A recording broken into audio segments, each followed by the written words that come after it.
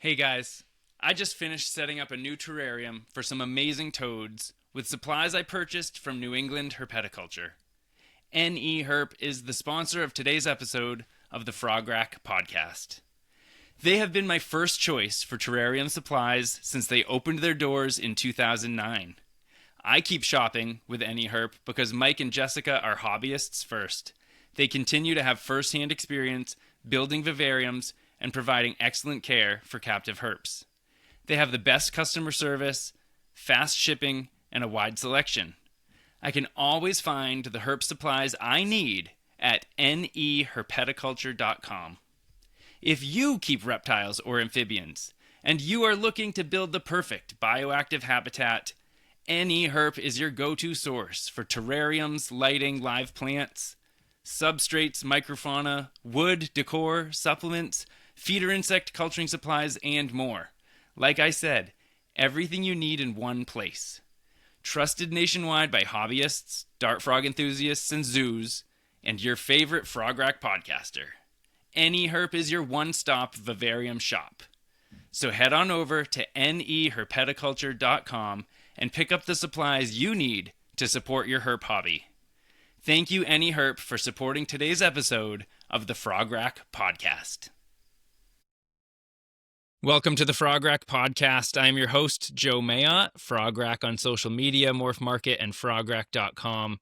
If you are here listening to this extremely niche podcast about amphibians in captivity and you enjoy the content, give this podcast a like, subscribe, and share, because you're not the only one. There are thousands of other basement-dwelling amphibian files like us who haven't heard about the Frograck Podcast, so help me spread the word.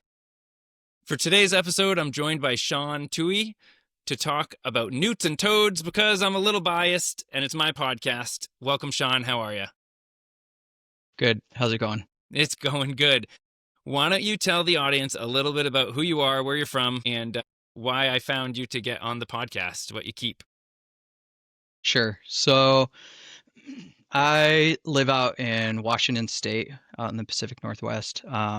Actually split my time between the two sides of the state. So I live just outside of Seattle in a city called Monroe, and then I teach on the other side of the state. And so I see both sides of what we have out here. I keep a lot of stuff, but primarily right now I keep toads and newts. I have a morph market that is toads and newts is what I have on there. And I primarily keep and breed Synops cyanaris, or some people want to call it Hypsilotriton cyanaris, I think is the more suggested name now. And then bumblebee toads, Melanophreniskis species. I don't think anybody knows what the specific one is. Klappenbachii? Yeah. And so those are the two that I keep and breed. And then I also have Tylotetriton changing, and I have a pair of Eastern newts. We're not allowed to have Eastern newts in Washington State, but I got them through a guy on a fish website who said he was going to release them. And so I got them, and then I wrote the state and said, hey, what do you want me to do with these? And they said, we don't care. Just keep them, but just don't breed them, don't release them or anything like that. And so I have a pair of those, two males. And then what else do I have? I have some poppy eye newts, a couple of groups of those, but I haven't bred them or anything like that. And then I have a tortoise. I have a couple of California red-sided garters, and then I keep a lot of fish. So I have kind of that side of me too. Awesome. Yeah, so before you got deep into the amphibian hobby, you started off as an aquarium keeper. Tell us a little bit about that hobby and when you started in it and what sort of fish you keep. I think you're mostly interested in freshwater, is that right? Yeah, I only keep freshwater. So I think I've talked about this with you a little bit before, but I like things that don't have to have a heater. Some of the stuff I do have a heater for, but if the heater went out and they went down to 50 degrees, 40 degrees, they'd probably be fine for a little while. And so with fish keeping, it's the same thing. I have planted tanks and things like that, but everything I keep is subtropical. What I would say, we were talking about this, but subtropical or temperate. I don't know what the difference would be for sure, but I keep subtropical. And then I don't know how I got into that. I've been keeping fish for like probably 15 years or something seriously. And then before that, as a kid, keeping whatever my parents would let me bring home from a pet shop.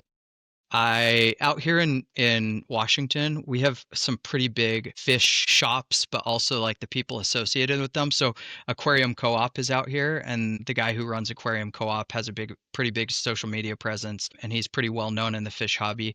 And he's just, a 30-minute drive away from me. And then there's a couple of other really cool aquarium shops. And I think that happens because it's harder to keep reptiles in Washington State. At least you can't have like outdoor reptiles out here except for a couple months in the year. I think our aquarium hobby really took off because of that. Also, we have a lot of water, so that's probably part of it. Is like Yeah. you can uh and our water is good. Our water out of the tap. Most people who do water changes in their fish tank, they don't have to do anything to it. You can just run that straight into your fish tank and they're going to be fine. You could use a dechlorinator if you wanted, but I've done 50% water changes on all my fish tanks for a long time without any problems. So I got into that. One of the things I think that happened and why I got into fish, I am married to somebody who has 4 kids, and when we met, they had 4 kids, and it kind of changed my ability to have hobbies. Yeah. So, when you get into a relationship with somebody who has a lot of kids, you're kind of fitting in your personal time in between all of the soccer games and the things like that you have to do. And then on top of that, I've been teaching on the east side and living on the west side. It's a 3-hour difference between where I live on the west side and where I have a house on the east side. I have a little 600 square foot house that I live in when I'm teaching over there. And so, I'm really there's a lot of splitting up of my time and stuff. And so keeping fish was something that worked well in the little bits of time that I had to do whatever hobby I wanted to do. So I could set up a tank if I had a couple hours. I could go get a fish on my way over to the east side. I could stop at one of the aquarium shops and get some sort of fish. If I had something over on the east side in a tank, a fish is going to do fine for 3.5 days. So I could have fish over there, especially in a planted tank with a small fish. So I could have stuff over there and then I could have stuff over here and I could kind of split that up. And so for me, I think that's where the hobby started, is just trying to find something that I could do that wasn't that could just fit in to wherever I needed it to fit in. And yeah, I mean, especially driving across the state, it's really easy to stop at a fish shop on the way over there and then grab something. And then podcasts, I'm making these 3-hour drives twice a week. So podcast became a thing. And then you start listening to podcasts and you're listening to people talk about fish keeping, or you're listening to people talk about reptiles or whatever. And then, you can only listen to somebody talk about something so long before you're like, oh, I want to go get this thing or whatever. So that's kind of Right, how right. the fish keeping side of it came. I got really into heavily planted tanks. So I used to have a tank right behind me that was like a 20-gallon. It was just full of plants. And then usually I would just put really small fish. So I don't do anything that you would have to put into a 50-gallon or 55-gallon tank later on. Everything I do is, like an inch and under typically. And part of that is I like building out the ecosystem. I like to think about how everything works together and try to get everything almost self-sustaining. And then, I just feed once every 3 days or something, and that's all that's keeping it alive. And then even water changes, I would, on most of my planted tanks, I'd only have to do water changes maybe once every 6 months or something. Whereas if you keep a tank that's almost empty or doesn't have a lot of plants, you might be doing a water change that's, once a week or something like that. Right. Right. Yeah, so cool. The aquarium co-op people, that tends to be where I buy my brine shrimp supplies to keep the newly hatched newts going. They have good products, really reliable hatch on the eggs the brine shrimp eggs they sell. Yeah, there's Yeah, so and much that amphibian hobby people can learn from the aquarium side of things. If you came from building those aquatic environments into amphibians, some people come from keeping reptiles into amphibians, and it's approaching amphibian keeping from two very different angles. What do you think, as someone who knows about aquarium keeping, knows about water quality, what do you think are like the most important things that transferred from one hobby to the next? I think it's way easier to start in fish keeping and then move to amphibians. So, even when you just think about, well, okay, so there's a lot of directions I could come at this from. So, water quality is a big one, right? Amphibians are sensitive, and so when you're a fish keeper, you are very careful about when you add fish to an aquarium. So most people will call that cycling a tank or something like that. And you're basically allowing good bacteria and bad bacteria to kind of build up and create an equilibrium in the tank so that when you put the fish in, you're not shocking them or you're not creating an environment that's going to be stressful. Like there's some really simple things that if you don't keep fish and then you start keeping fish, you don't realize why stuff is happening. So a lot of people who are listening to this probably went out and bought a fish at some point. They put it in a fish tank, and then 3 days later, that fish tank turned bright white, and they thought, "Oh no, like what am I doing wrong here? How can I fix that?" It just has to do with you don't have any sort of equilibrium between good bacteria, bad bacteria in there. And so your aquarium has filled up with a certain kind of bacteria. Your fish are actually probably fine in that, but it's going to look ugly for a while. So a lot of times fish keepers are very aware of that. They'll take water from old aquariums and put it in new ones, and kind of there's a lot of ways to work around that.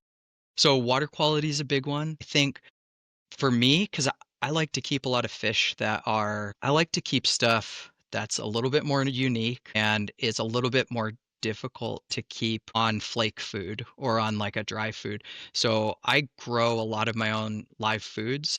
I have whiteworm cultures. I have a wine fridge with a bunch of whiteworm cultures. I keep Daphnia. I actually was just posting about Daphnia on one of these feeder Facebook pages. So I do a lot of Daphnia. I actually have a tattoo of Daphnia on my arm. I don't know if you Awesome. can see it. My wife does tat tattoos, and so this was her first tattoo, her practice tattoo. And then if I were to take you outside here, you would just see like I have tubs and tubs of water just to collect mosquitoes, which my wife loves, and mosquito larvae. And so I'll go out there in the summer and just be catching mosquitoes all summer long. I do blackworms. I do for fish. That's probably the main ones I do for fish. But if you get into caudates, then you start to see that being able to culture live foods is pretty important. And so when it comes to getting little larvae of newts, my first time I bred my newts, I think I got 160 larvae of Cyanurus, Wow. and I got them all to adulthood because I just had so many Daphnia, so many mosquito larvae, stuff that I could feed them, that I just had a lot of success. And I didn't do anything special as far as like enclosure.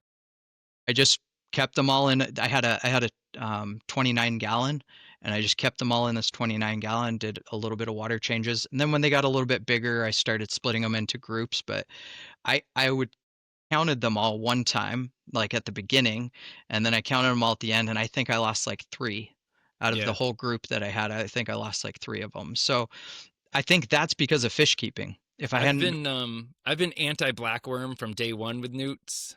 They're just stinky and expensive. And so the very first newt species I bred, I think it was 2014, I bred Nerergus strachii, which is like a really rare newt yeah, now. that's a good one. But it was an awesome newt, and at the time they weren't quite that rare, or maybe just the hobby was smaller, so when someone produced them, you could get them. And mosquito larvae, once again, don't tell the rest of my family. Mosquito larvae is what got me through that because I was brand new to culturing live foods. I could figure out brine shrimp, but just barely. And that really only gets you started, as you know. But you can go outside in buckets and puddles and get those mosquito larvae. And the newt larvae really did well on those to the point where I could get them to grow larger. So yeah, that's a little secret. I don't like relying on that now because, man, you just don't want mosquitoes in your house or around. But part of me really wants to have a nice separate greenhouse or building for newt larvae so that I can use mosquito larvae more and not have it affect my family. Yeah, I feel like my wife is in the kitchen over here, so she probably disagrees, but I feel like we don't have any more mosquitoes around our house than we normally would because I'm going out and I'm Okay. collecting them every day. I'm like going out and swiping all of the mosquitoes out of there. And what I usually do is when you look at fish nets, there's usually two types. There's a blue one and a white one, and the blue one has a little bit bigger holes. And so I actually separate out my feeders for different sizes of larvae that way. So I'll collect with the white net and then I'll use the blue net to separate out bigger mosquitoes from smaller ones. And then if I have two sizes of larvae, I can feed two different sizes. And I do that with fish too. And I do that with Daphnia as well because, you know, Daphnia magna are pretty big, but when they first come out, most fish larvae can take them if you separate them out by size. So I'll do that. And so I don't know that the adult size of mosquito larvae have a chance to get out. Obviously, some of them do. Otherwise, there wouldn't be any more mosquitoes for me to get more mosquito larvae. But I don't know. I don't see any more than we normally would have. The thing that they really hate more than anything in this house is the fruit flies. Fruit flies are a much bigger problem for them, I think, than the mosquitoes. Really? I think I definitely go through the effort. Any new enclosure I set up that's going to have an animal in it that eats fruit flies, I go through a lot of fruit fly proofing efforts using silicone or those fuzzy window stripping. If the mesh lid that the terrarium came with from the factory has too big of holes, I'll replace it and use tight fitting window screening. I also have my animals down in the basement, and so the very, very few fruit flies that do escape don't make it into the rest of the house, thank goodness. And then most of juvenile animals that I raise, I'm raising them in gasketed tubs. And so, again, fruit flies don't tend to get out of those very much. Yeah. Yeah, But I it can don't. be a, I it hope can be a nobody. make I hope. it. Go ahead.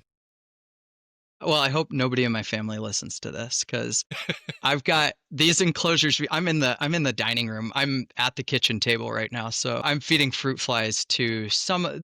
So right here is Tylotriton, but next to me is smaller newts, poppy eye, and then the eastern newts, and I feed those fruit flies, and they're not great at catching them, and so I think part of the problem for me is that I leave for 4 days at a time. So before I leave, I usually feed pretty heavy, and I think that's where the problem really comes. If I just feed a regular amount, I don't really have fruit flies escaping or not anything significant. But it's when I'm like trying to like, put extra in there, then some of them always get out. But I also, just to like protect my name in this house, I also feel like some of our if there's flying fruit flies, I don't feel like that's me. I feel like that's them, but they blame every fruit fly on me. So, This I've been explaining this to my family members for 22 yeah. years, and they still blame me for. Yeah, I said if that fruit fly, it's probably a drain fly. It's probably not even a fruit fly that just landed in your Yeah. coffee. Yeah. Yeah. Yeah, live Yeah. foods. So, Live foods are a make it or break it for a lot of hobbyists. There's people who will not deal with fruit flies, who think culturing fruit flies is burdensome. I'm just the opposite. I prefer that over getting mealworms and cockroaches and crickets and trying to deal with those. But yep, it's different yeah, strokes for different folks, I guess. I had some firebelly toads. I got some firebelly toads and they started breeding like crazy. And this was like 3 years ago when I feel like it was still, you were looking at $50 a piece for a firebelly toad. Now it's come down. You can find them for $35 a piece. But I had them breeding and I had one group that was 200 firebelly toads and I hadn't tried to breed them. It was like not, they laid eggs and I was like, and actually the first set of eggs they laid, I think there were like 100 of them. And I was like, I'm just not going to do anything with these. I don't have space to be breeding these. I'm not gonna. And then they laid another set. I had 8 adults, and so they laid another set. There were like 200 eggs, and so I put them into a 40-gallon tank, and then they all grew up. Firebelly toadlets eat fruit flies a little bit off the bat, and then they grow out of those very quickly. So with bumblebee toads, I feed my adults fruit flies, and they're just fine. They're all like big and healthy. Firebelly toads don't grow on fruit flies the way that bumblebee toads do, and so I was buying crickets. I was buying 2,000 crickets a week or something crazy. And it's like at the end of that, you know, I'm going to run out of space. I have them in my garage. I've got all these toads in this 40-gallon tank that is not sustainable. I'm doing water changes like every other day to try to keep that up. And then so I ended up selling them. I mean, I bet I ended up selling them on average for like 15 or $20 a piece max. And to do that, the amount of effort to sell off that many animals, to get them into individual hobbyists, but then also to sell them to like local reptile shops and pet stores and stuff. And then the amount I spent on crickets, Yeah. it just wasn't worth it. And it's really the feeder insects for me also that become the problem. I have some tarantulas, and I'll get them when I vend at a reptile show. Somebody will just, I have a good relationship with Tyler at Spider Shop. He's a guy that's out here, and he'll buy some stuff off of me. And every once in a while, he'll just be like, "Oh, do you want one of these? Do you want one of these tarantula slings or whatever?" And I'll get one. When they get adults, I don't want them anymore because I don't want to have to buy crickets. Like, I hate the Right, buying right. crickets. Like, I'm on board. I agree with you completely. And it's not that it's that big of a deal. It's just like, to keep crickets, you have to have a separate container that the crickets go in, and you got to feed the crickets, and you got to keep them warm. And if they start dying, they start smelling. And yeah, I agree. I think fruit flies are a lot easier if you Yep. can get away with it. Here's how I navigate. I have some animals that definitely need and appreciate crickets, and it's seasonal. I have a small greenhouse on my property. I think you do as well, right?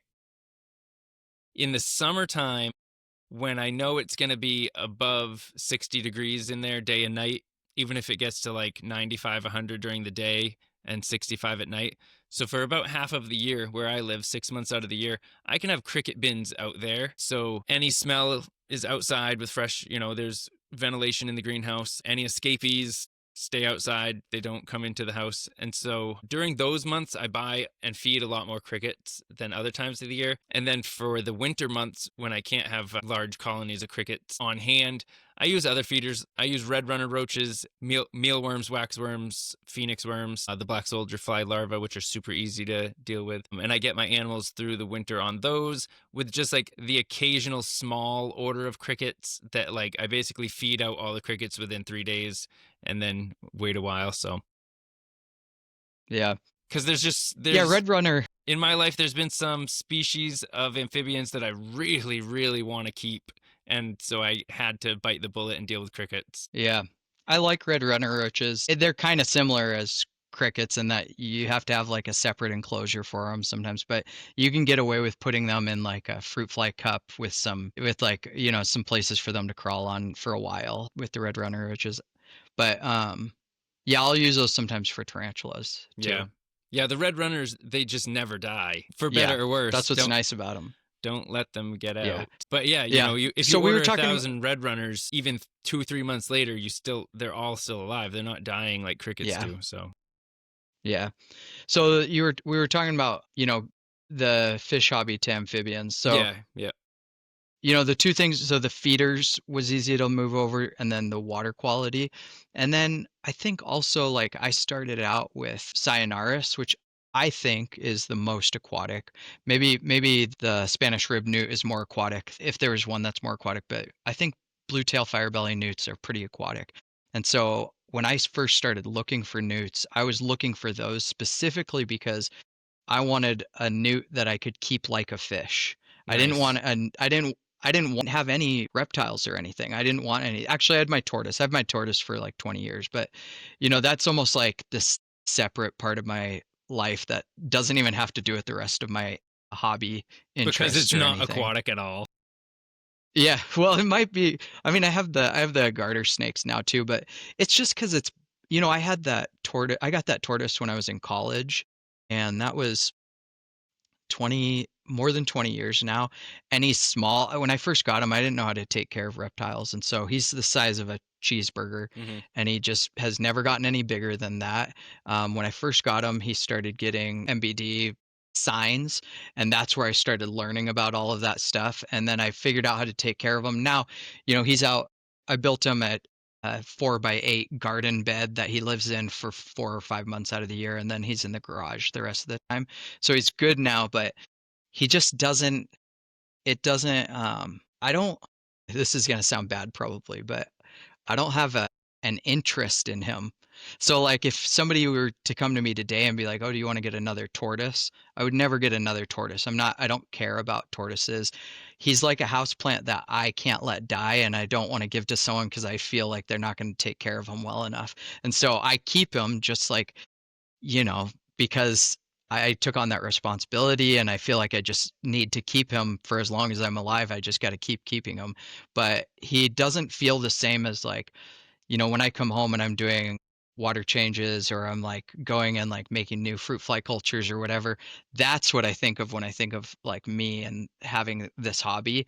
I don't really think about like, oh, I got to go out and collect dandelion greens and feed the tortoise. He just kind of does his own thing most of the time. But yeah, so I started out, I'm like moving around a bunch of No, places, that's fine. but Yeah, I'm curious. How did you? So you were keeping aquariums for quite a while. You had a tortoise.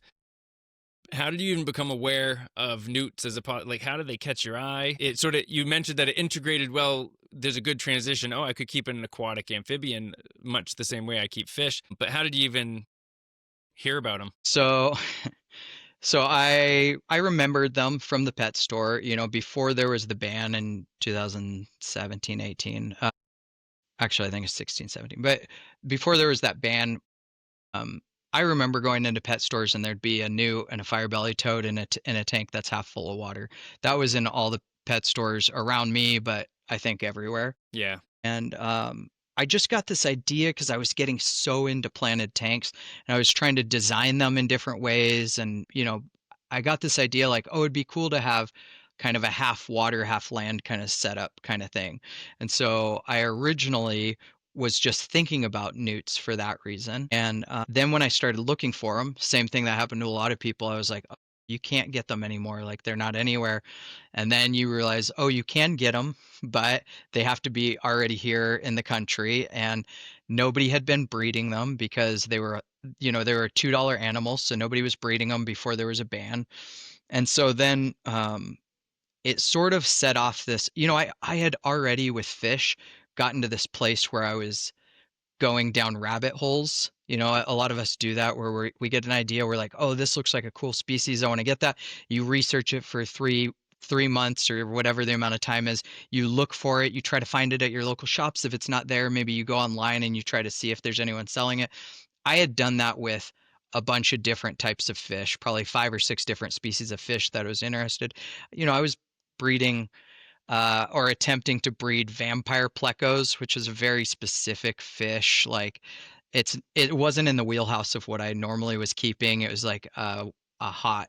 You had to have your tank at like 75, 80 degrees, and it was a weird species for me to be trying to do, but they were like $60 a piece. So I already had like this idea of like, oh, you can spend a lot of money on an animal. You can spend a lot of time researching it, trying to figure out how to get it to breed, all of these different things. And so I started going down this path, and I did, I think, what a lot of people probably did, which is I went on Facebook and Instagram. I just searched for newt, like the word newt, and then any newt that popped up on there in the last like 2 years, I messaged the person. I said like, hey, where'd you get this newt? Like, do you know anybody? And just like went down that. I didn't know about some of the forums and stuff like that when I first started out for reptiles. So Yeah. I didn't I didn't know that Morph Market or Fauna Classifieds or any of that stuff existed. And so I'm just like blindly asking people. And I got a message back from somebody, and she wasn't a super serious keeper. She was just kind of, had some newts, and that was it. I don't even know how she got them. And she was like, yeah, I know a guy.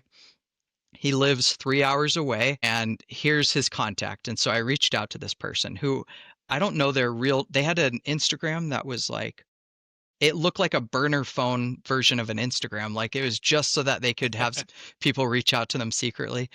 And they messaged back and they were like, yeah, I have some newts. We can meet at this place. And they're going to be $100 a piece.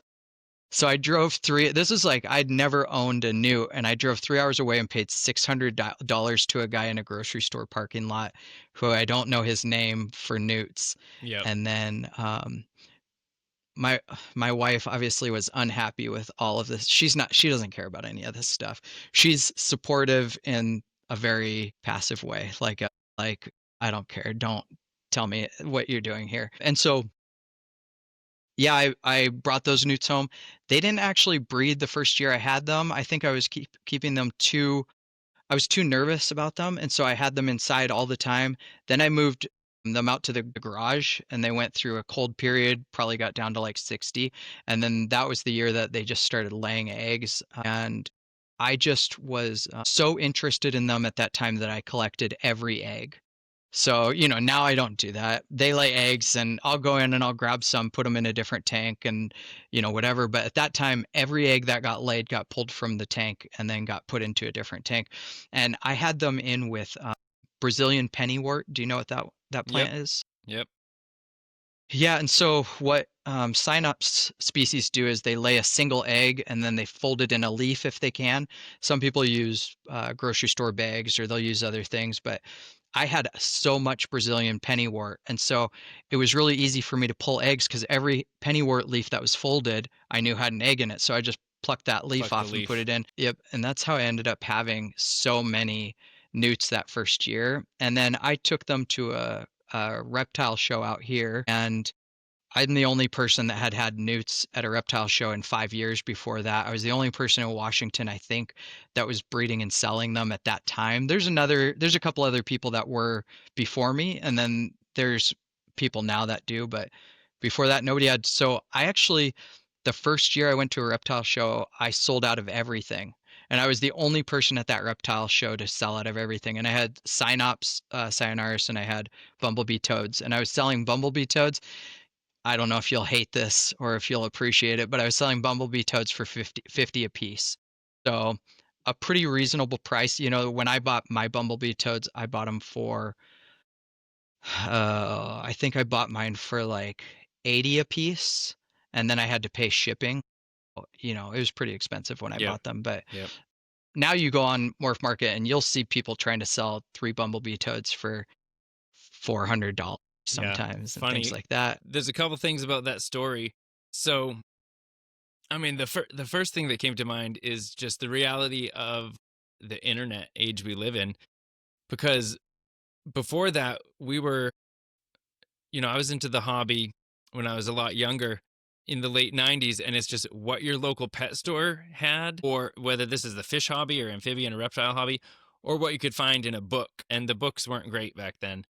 But now, like you said, you can deep dive on almost anything because of the internet. And then, of course, you mentioned it was really hard for you at first to find any for sale. There wasn't an easy to find sale listing for some blue-tail firebelly newts. And so you started messaging anyone who ever posted about it. And that is why a lot of people in the newt hobby are antisocial, grumpy old men. Because Yeah. if they have You get a bunch of messages. if they have a really cool rare newt and they are good at social media, their DMs fill up with hundreds of people asking, hey, can I get on a wait list? Do you have any for sale? When will you have any for sale?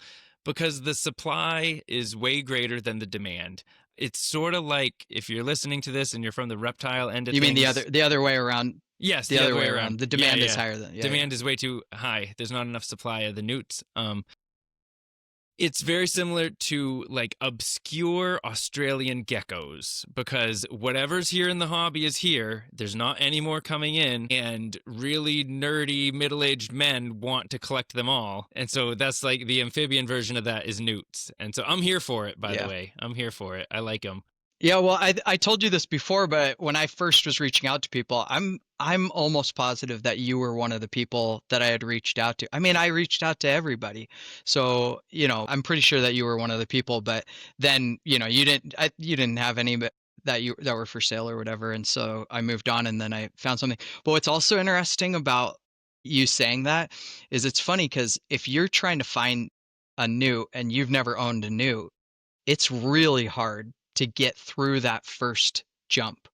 But once you have newts and you start breeding them, it's actually not that hard. So like if I wanted to get a hold of something now, I have all these people that I would be like, "Oh, do you have any of this, or what do you have with this, or what could you do with that?" And so it's almost like drug dealers or something. Like if you want to buy drugs and you don't know anything, then it's going to be hard. You're going to go to a grocery store and they're going to be like, I don't know you. Like I don't know anything about this. But then once you're in, I have people like I've got friends that I've I have friends that I'll just ship something to. I'll be like, hey, I have a bunch of bumblebee toads. Like, do you want some? And I'll just ship them to them. I don't have them even send me money for shipping costs or anything.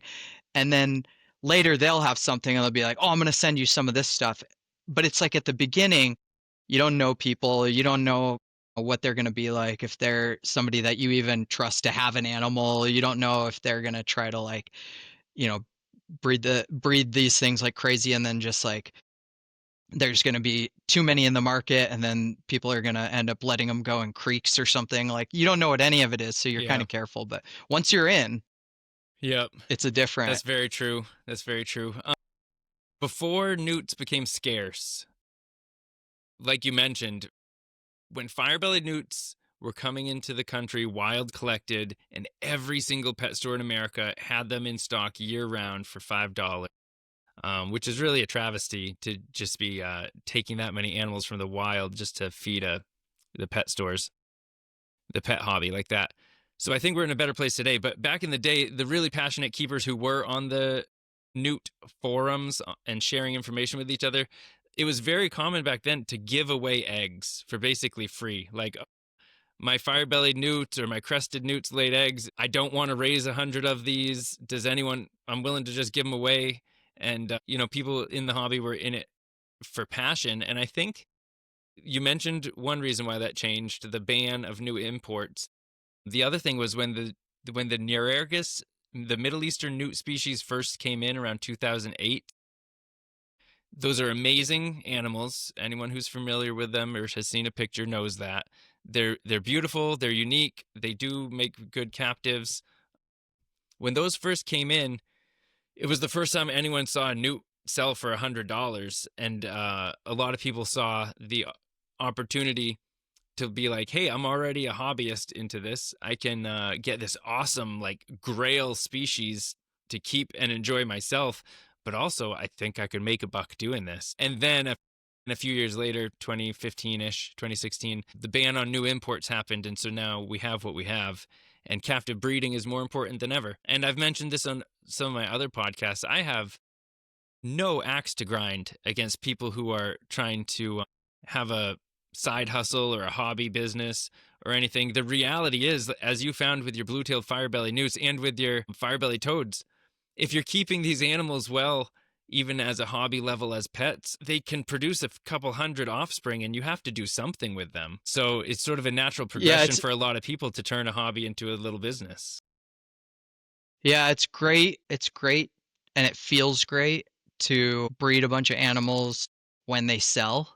And then when you breed a bunch of animals and they don't sell, you quickly realize like, okay, this is not, I don't want to be in this situation again. And like, I teach at a community college, and that's my full-time job. I don't I don't have any need to like make money off of this. My wife had a business. She just recently decided it was too much work to be trying to do a business, and then she also worked a full-time job. And last year, last year, going into the taxes from this year into April, I made a lot of money. Like, and I didn't do it on purpose. I just bred my bumblebee toads, one group of those, and I bred some Cyanarus, and I just sold them. My policy on like selling animals is I just try to sell them at a point that I think would always be okay, whether they're really rare or they're not. So when I was selling bumblebee toads, I think even $50 is kind of high. I think that's an animal, in my opinion, that's a $30 animal. It's a good animal. It's a great pet. I think it's something that should be a first time pet owner's kind of pet, or like a first time maybe amphibian or reptile person. It's a good first one. They're very hardy. They're easier than dart frogs, but they kind of look like dart frogs. I like them. I don't think that they should be $5, but I also don't think that they should be $150. I think that it's probably a $30 to $50 animal. And so I try to sell at the price that I think they would always be worth, or somewhere around that. Part of that is I don't want to ever give myself the illusion that breeding animals is a good long-term viable way to make all of my money. Because what ends up happening is, let's say I have Cyanarus is actually a great example of this. When I got mine, I bought them for $100. Then I bred them, and they just bred and bred and bred, and I was pretty good at keeping them alive. Um, so I sold them all, and I pretty much sold them for about $30 to $40 a piece. And I sold them mostly on Morph Market, but also at the reptile show. So I probably sold about 80 of them at the reptile show, or maybe a little bit less than that. And then I sold the rest of them through Morph Market. And I flooded the market with Sayanaris. I mean, I'm sure I had a significant impact on how many were out there. And that was just from that one time, and then I kept breeding them later on for the next 5 years. If you go online and you look at all the newts on Morph Market right now, what you're going to find is that Sayanaris go for about $30. Maybe even people are trying to get rid of them for less than that sometimes. And so whenever you breed an animal and you sell it, you are creating the situation that's going to cause you to not be able to sell those again in the future. And if you sell them for a really high price, so let's say I sell bumblebee toads, I sell them for $150 a piece. Guess what? Everybody who buys a $150 bumblebee toad is thinking, I'm going to sell these toads and make some money back. And so nobody that is just looking for a pet is trying to buy a $150 bumblebee toad. Typically, they're thinking, I'm going to breed these things. And in fact, I got some oak toads a while back, and my wife had said, no more animal. Like, she's like, you have enough, like, don't buy any more. And I secretly bought these oak toads, and I bought 6 of them. And she's been doing this so long with me that she knew that 6 animals means that I'm trying to breed these animals at some point. She like had put that together, and she was like, wait a second. So I think if you sell at $150, it does 2 things. One is it incentivizes people to also buy them, to breed them and sell them. And then also it gives you the illusion that you're going to be able to keep selling these animals for $150 forever. And you're not going to be able to. I go when I had my firebelly toads, I went to the reptile show, and I sold them for $20 a piece at the reptile show because everybody around me was selling them for $40 a piece. So Josh's Frogs was there selling them for $40 a piece, and a bunch of other people. And I was like, I have 100 of these right now that I need to have go to new homes, or I'm going to keep buying 2,000 crickets a week. And so I just was like, I'm going to sell these at $20 a piece until I move a significant amount of them. And that happened because that's like, especially with amphibians, that's the nature of their breeding cycle typically. Dart frogs, it's a little different because they just lay a few eggs and then they breed kind of. But with some of these like explosive breeders like toads and newts, you're just going to end up with a ton of animals, and whoever buys them from you is too. And then you're going to be in a situation. And then at some point, before you realize it, you're going to have 100 toads that nobody's buying because the market's saturated, and that other people are breeding and trying to sell as well. So I try to just be really careful. And like, I bred my bumblebee toads this year, and I just got 60 little toadlets that I'm taking care of, because the first time I bred my bumblebee toads, I had 100 and I think 180. And sure, from breeding them that like the springtail thing is insane with Yeah. 180 bumblebee toads. It's just I couldn't keep up with it. I actually had to reach out to a guy on eBay who was selling springtail cultures, and I had to buy like 25 cultures. And I was like, hey, I sent him a private message. I was like, and maybe I hope he watches these because I don't remember who it was, but I hope he remembers this and then he reaches out to me or something. But I was like, hey, I messed up. Like, I bred these bumblebee toads. I thought some of these eggs weren't going to make it, and they made it. And then the tadpoles made it. And now I have the froglets, and they don't need anything except for springtails. And I only have like 20 cultures. And I was like, I'll pay you whatever, but can you try to pack these springtail cultures in? And they sent me these springtail cultures that had like a layer of spring. I don't even know how springtails survive, how thick they had put them in there. And that's what Nice. got me through that first batch. And that only worked because there's a woman named Laura Abraham. Do you know who she is? Nope. She breeds bumblebee toads. She's who I got mine from. And when the tadpoles were starting to come out, I was like, is there anything I can do about this? Like, I don't think I have enough springtail cultures. And she was like, no, you just have to have springtail. She said that when she first bred them her first time, she had like, it was a pretty high mortality rate. I can't remember I think it was like 70% of the toadlets she got didn't make it to adulthood. And it's Yeah. because she wasn't prepared for the springtail thing. And so I ended up getting all those toads through as well. this most recent time I didn't have as good a luck. So I had I had 500 eggs get laid, but I knew a lot of them were bad when they came out because they turned white.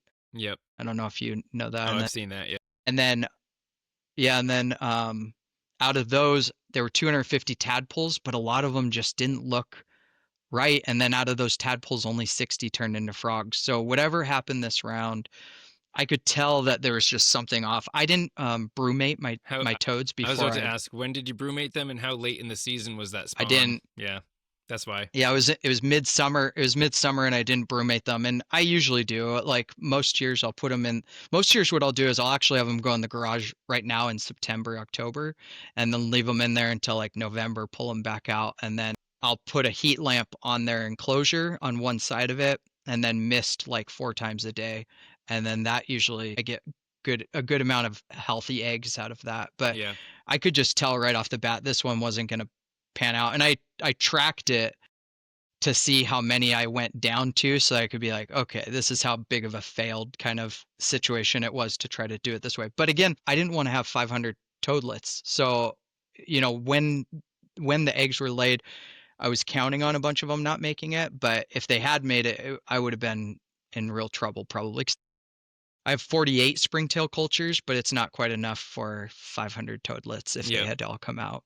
Yeah, I have a couple thoughts. This is really fascinating, this whole market and breeding aspect of the hobby. I definitely second your advice to really be, if you're listening out there and you're considering a new species of animal to keep with the intention of breeding it, I'm all for it. I want to fully support you and tell you to go for it. But really search your own motivations and think to yourself, how my desire to breed this and make money, how high up is that motivation? Is that like the primary motivation? If I fail at breeding this species, am I still going to enjoy keeping it? Because I see in myself, in the years I've been in the hobby, I recognize this in myself, and I see it a lot in other people, that motivation probably weighs pretty high on people. And then when they fail, they lose interest in the animal and move it on.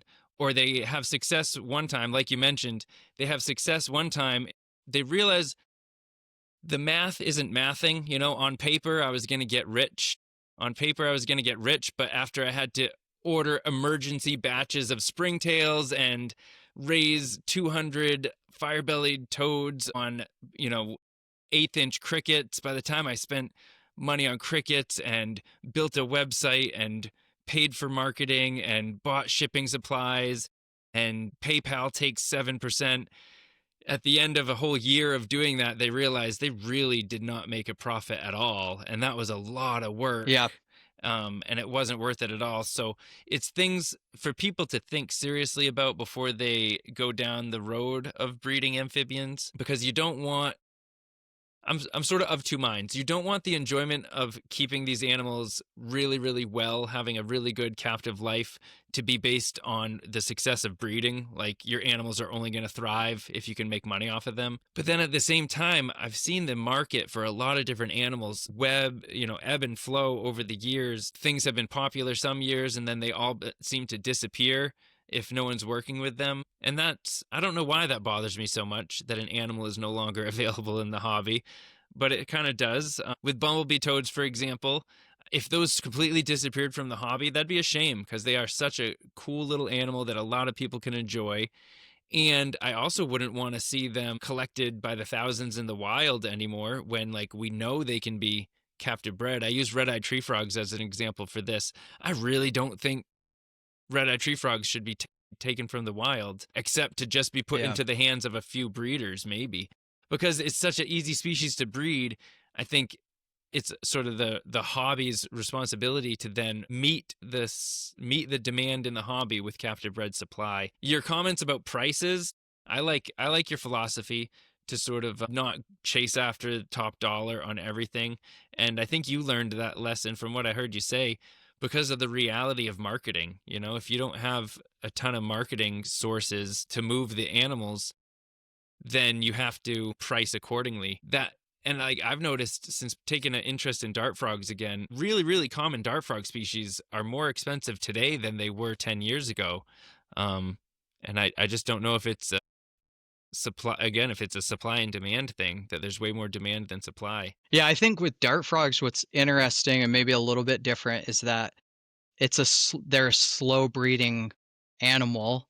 So even though a lot of people have them, they're just a pair of dart frogs might be making, I don't even know. I don't keep dart frogs, Yeah. but they're making 10 more dart frogs a year, maybe max, right? Sure. And so it means that there's always kind of a pretty even supply and demand situation as long as the hobby's growing a little bit. Whereas like the problem with like bumblebee toads is if you breed them, so like my first year I bred bumblebee toads, the same as you're saying, like people reaching out and asking about newts and saying like, do you have any newts? My wait list for bumblebee toads when I first bred them was like 70 people long. It was Yeah. insane. Like I could have sold bumblebee toads all day long. And then people see them somewhere, they look cool, they're kind of a fun animal. What I like about them is that you don't feel bad keeping them because they move kind of slow, they just like crawl around on stuff. So if you have them in an 18 by 18, you feel ethically kind of okay Yeah. about keeping them. Whereas like if you keep a firebelly toad, I had firebelly toads and they were in 24 by 24 by 18 exoterras with like a half water, half land kind of situation. And I still felt kind of bad because they hop. And so when they'd hop, they'd get all the way across the enclosure in a hop or two. And then you're like, well, this doesn't really feel like enough space for them. So I really like bumblebee toads Yep. for that. But when people see them, they go, oh, I like that species. Let me reach out to this guy and get them. And then you don't have them for a year. And then you get them. You get a huge batch of them because they breed all this at once. You reach out to all those people. Maybe 1 out of 10 of them still wants them or wasn't able to find them somewhere else. And then so you're having some trouble getting them out there like that. And then by the time you sell them all off again, it's like that cycle kind of starts again. And so I think like the cycle is different with different animals, and that's probably why dart frogs are a little bit more stable in how the prices haven't gone dramatically up or down. Obviously, there's some locales and stuff that are super expensive, and then some that you can get for $10 or whatever. But Yeah. for the most part, they're kind of stable. Yeah, and then the other thing about prices and the market, I do think, you mentioned like it's okay as a breeder to move your animals by lowering the price. I agree. There's definitely sort of like a bottom end of that price though, because like you said, you need to at least break even on your cricket. Well, and you don't want to bill. You don't want to make enemies. So like when I went to that reptile show, it was me, Josh's Frogs, and one other vendor that had firebelly toads at that show. Josh's Frogs is going to be fine. They don't care. They had 2 pairs of firebelly toads and then all the other stuff they were bringing to the table. But I don't know. Maybe that other person was trying to sell their firebelly toads. I don't know what their price was, but they were trying to sell a couple pairs of them for, $100 or something, whatever they were trying to do. And I might have screwed them over, and they might even today look back, and if somebody mentions my name, they're like, oh, that guy selling them for $20 a piece. They might not like that. And that happens. I think where you see people get really angry about that is like people who are into breeding like crested geckos and things like that. If they go to a show, and I'm not like a big fan of ball python crested gecko breeding, but if they go to a show, they've put in a lot of money to breed their animals, they're trying to sell them for $500, and then somebody comes along and is selling crested geckos for $30 a piece, it's going to really mess up their ability to make any sales that day. And so I don't want to make enemies, and part of me choosing a middle pricing ground is that I make a lot more friends that way. Like, when I don't think I've ever had somebody feel like I ripped them off or I didn't give them a good deal or whatever it is. And then there's a lot of people I just make trades with. And, when I got my Tyler Triton, I traded bumblebee toads for those, my first group of them. And I had actually reached out to a few different people. I had said, hey, do you want to trade bumblebee toads for Tyler Triton? We could do, I was willing to kind of, Tyler Triton usually was selling like $150 a piece, and bumblebee toads were selling like $120 or $100 a piece or something. And I had said, do you want to trade? Like, I'll do, however many. And the first person I reached out to was like, well, you're selling your bumblebee toads for $50 a piece. So that's how much they're worth to me. And I was like, all right, never mind. And I just, because I was selling mine for cheaper, Right. they felt like because they decided to sell their Tyler to Triton for $200 or whatever they were selling for, it wasn't an even trade. And then I reached out to another guy out in New Jersey, and I was like, hey, I see that you have these, like, would you want to trade? And he's like, actually, they're my friends, but let me ask them. And then we just did a straight trade, and we didn't even know each other. He wasn't on Morph Market. I just sent some stranger 6 bumblebee toads, and then just hoped that some stranger that I had messaged on, I think it was on Fauna Classifieds, was going to send me back some Talich Triton. And then they did. And so then it's kind of a friendship at that point, because you had to trust each other, and then you both followed through and all of that stuff. And it's the same thing. Like, I feel like when you sell an animal for like an okay price, it doesn't feel just like a business transaction. It feels like this is like another person who is interested in the hobby. And if I have something cool, I hope to kind of get this back to him at some point.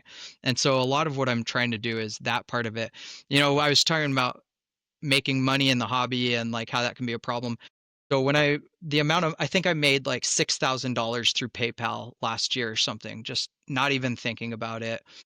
And PayPal sends you a thing, a Yep. 1099 that says this is how much money you pulled in. And so I had to go back in my bank account and look at all the money I'd spent on the hobby. So I had to look at all the times I'd purchased things and crickets and whatever else I had purchased that had to do with amphibians and fish and reptiles. And I had spent like $4,000, $5,000, something crazy like that at the Yeah. end of it. And then I had to pay $2,000 in taxes.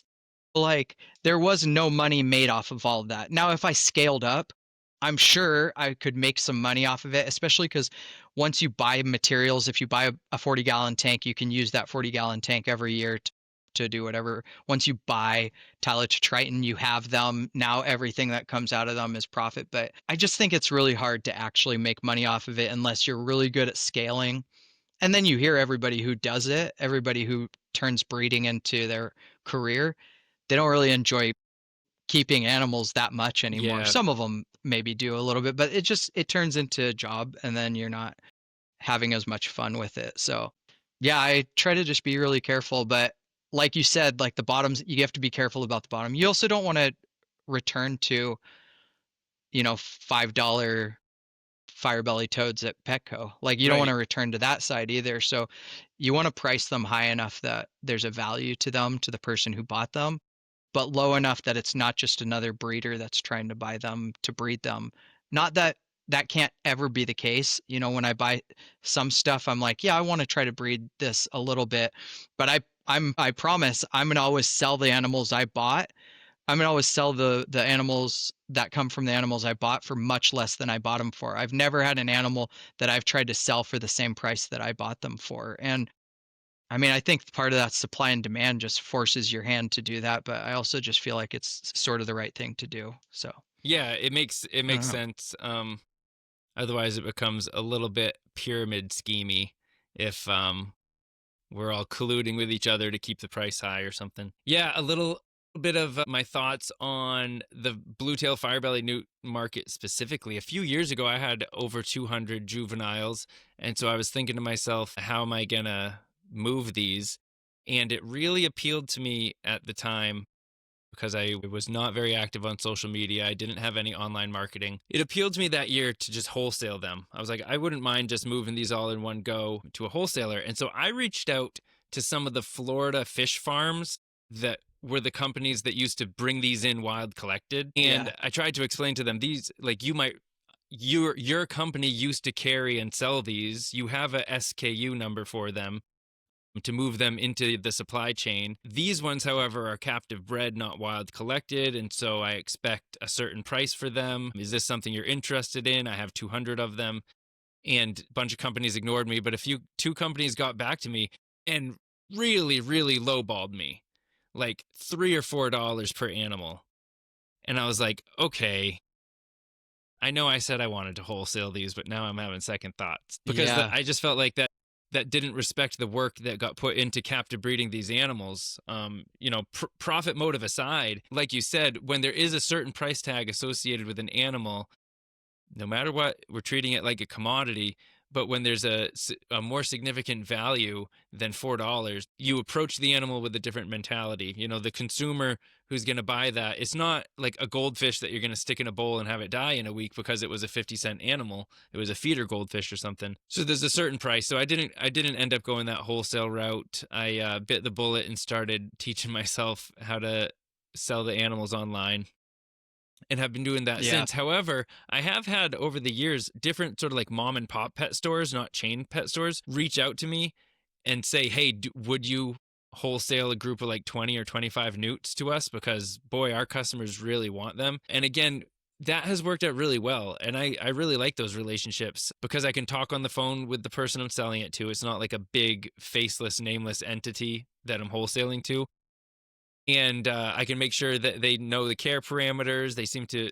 All the pet stores I've dealt with seem to be run by really passionate, knowledgeable people. And they're putting those newts in front of customers who are not on Morph Market.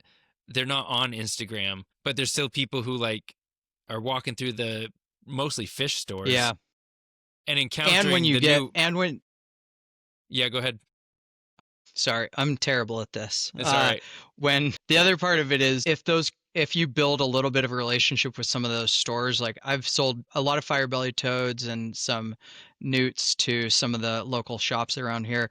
And then some of the employees at those stores get to know you. So maybe, I only sold 10, 15 firebelly toads to this person, but then guess what? Every time a customer came in to ask about firebelly toads and they didn't have any, that employee would say, oh yeah, you should follow this guy on Instagram. He just lives around here and he always has them. So I got a lot of people that reached out to me later just through them referring them to me that bought other things from me later on. And so, I think it can be worth it to have that kind of situation. Yeah. Yeah. And like you said, I think those blue-tail firebelly newts probably are one of the absolute best newt species to keep. They're hardy, they're mostly aquatic, they're beautiful, they're interesting, so they're really attractive. And like when I think to myself, like I remember hearing a podcast on the reptile side of things, and it was someone who's been in the hobby a real long time, and they were just sharing the numbers when they got like the original contract with Petco to sell crested geckos and bearded dragons, and you're talking about thousands a week, or 500 a week, to supply every single chain pet store with just 2 or 3 on the shelf all day, every day, no matter what. The same could be true for firebelly newts, because when they were coming in wild collected, that was the reality, that every chain pet store had them on the shelf year round. Basically, they never went out of stock. Yeah. And so there is potential for someone who's very industrious and wants to supply the market. I don't know. I don't know that it's possible to scale up 2,000 baby newts at wholesale prices and still have any time left in the day because of the live food issue that you mentioned earlier. Yeah. One, bumblebee toads are even bigger problem because the hard part about bumblebee toads is the springtail problem. So I think that they would make a great pet store kind of thing. Like they don't have to keep them as humid. They can just keep them and I tried to bring them to the different pet stores, but they're too much of a unique sort of niche that I can't get people to be like, okay, we'll try to sell some of these, especially not if they're trying to sell, if I'm trying to sell them to them for $30 and they're trying to sell them for $80, are they going to have any customers that come in to buy them for $80? Probably not. And so what you would have to do to make bumblebee toads work is you would have to be able to raise them up at about, I don't know, it would have to cost almost full size, and you would have to be raising them up for under $5 so that you could sell them wholesale for $15 or something to make a profit. At the end of the day, I think it'd just be really hard to make it work like that. And that's probably why everything was wild caught, because in the wild, there's a lot of tiny little creatures for them to eat. Their bumblebee toads, I think, are having a very similar situation to Daphnia, in that Daphnia the way Daphnia populations work, you have a lake and the lake is cold. And when the lake is cold, all the plants and stuff have died and have sunk down to the bottom in the winter. And then when it starts warming up and the rain starts coming in, the water starts mixing up and the sun is shining all the time. And so you get this bloom of algae and bacteria and all this stuff. And the Daphnia are the first ones to take advantage of that and start eating up all of that bacteria and all of that algae and all of that stuff. And then right after that, the fish come in and they lay their eggs, and then the fish babies are eating all the Daphnia, and that's how that cycle works. Bumblebee toads, I think, are having the same thing, probably. I don't know. I haven't been to Argentina to see if this is true, but they're laying their tadpoles, and then as everything warms up, springtail populations and little tiny bugs and stuff in the spring are really heavy because all of that dead and decaying plant material from overwinter is just now getting broken down because everything's heating up. And then the baby bumblebee toads are growing with that food supply. To do that artificially, I think is really hard. I think it's really hard to create that. And that's why if you go on to like different Facebook pages or whatever about culturing Daphnia, you'll see people have a lot of trouble culturing Daphnia. Not a lot, but people are always like, what am I doing wrong here? The real problem with Daphnia is that they're designed to be cyclically explosive and then fall down to nothing, explosive and then fall down to nothing. And so a lot of times what's happening is they are just doing exactly what they're supposed to do.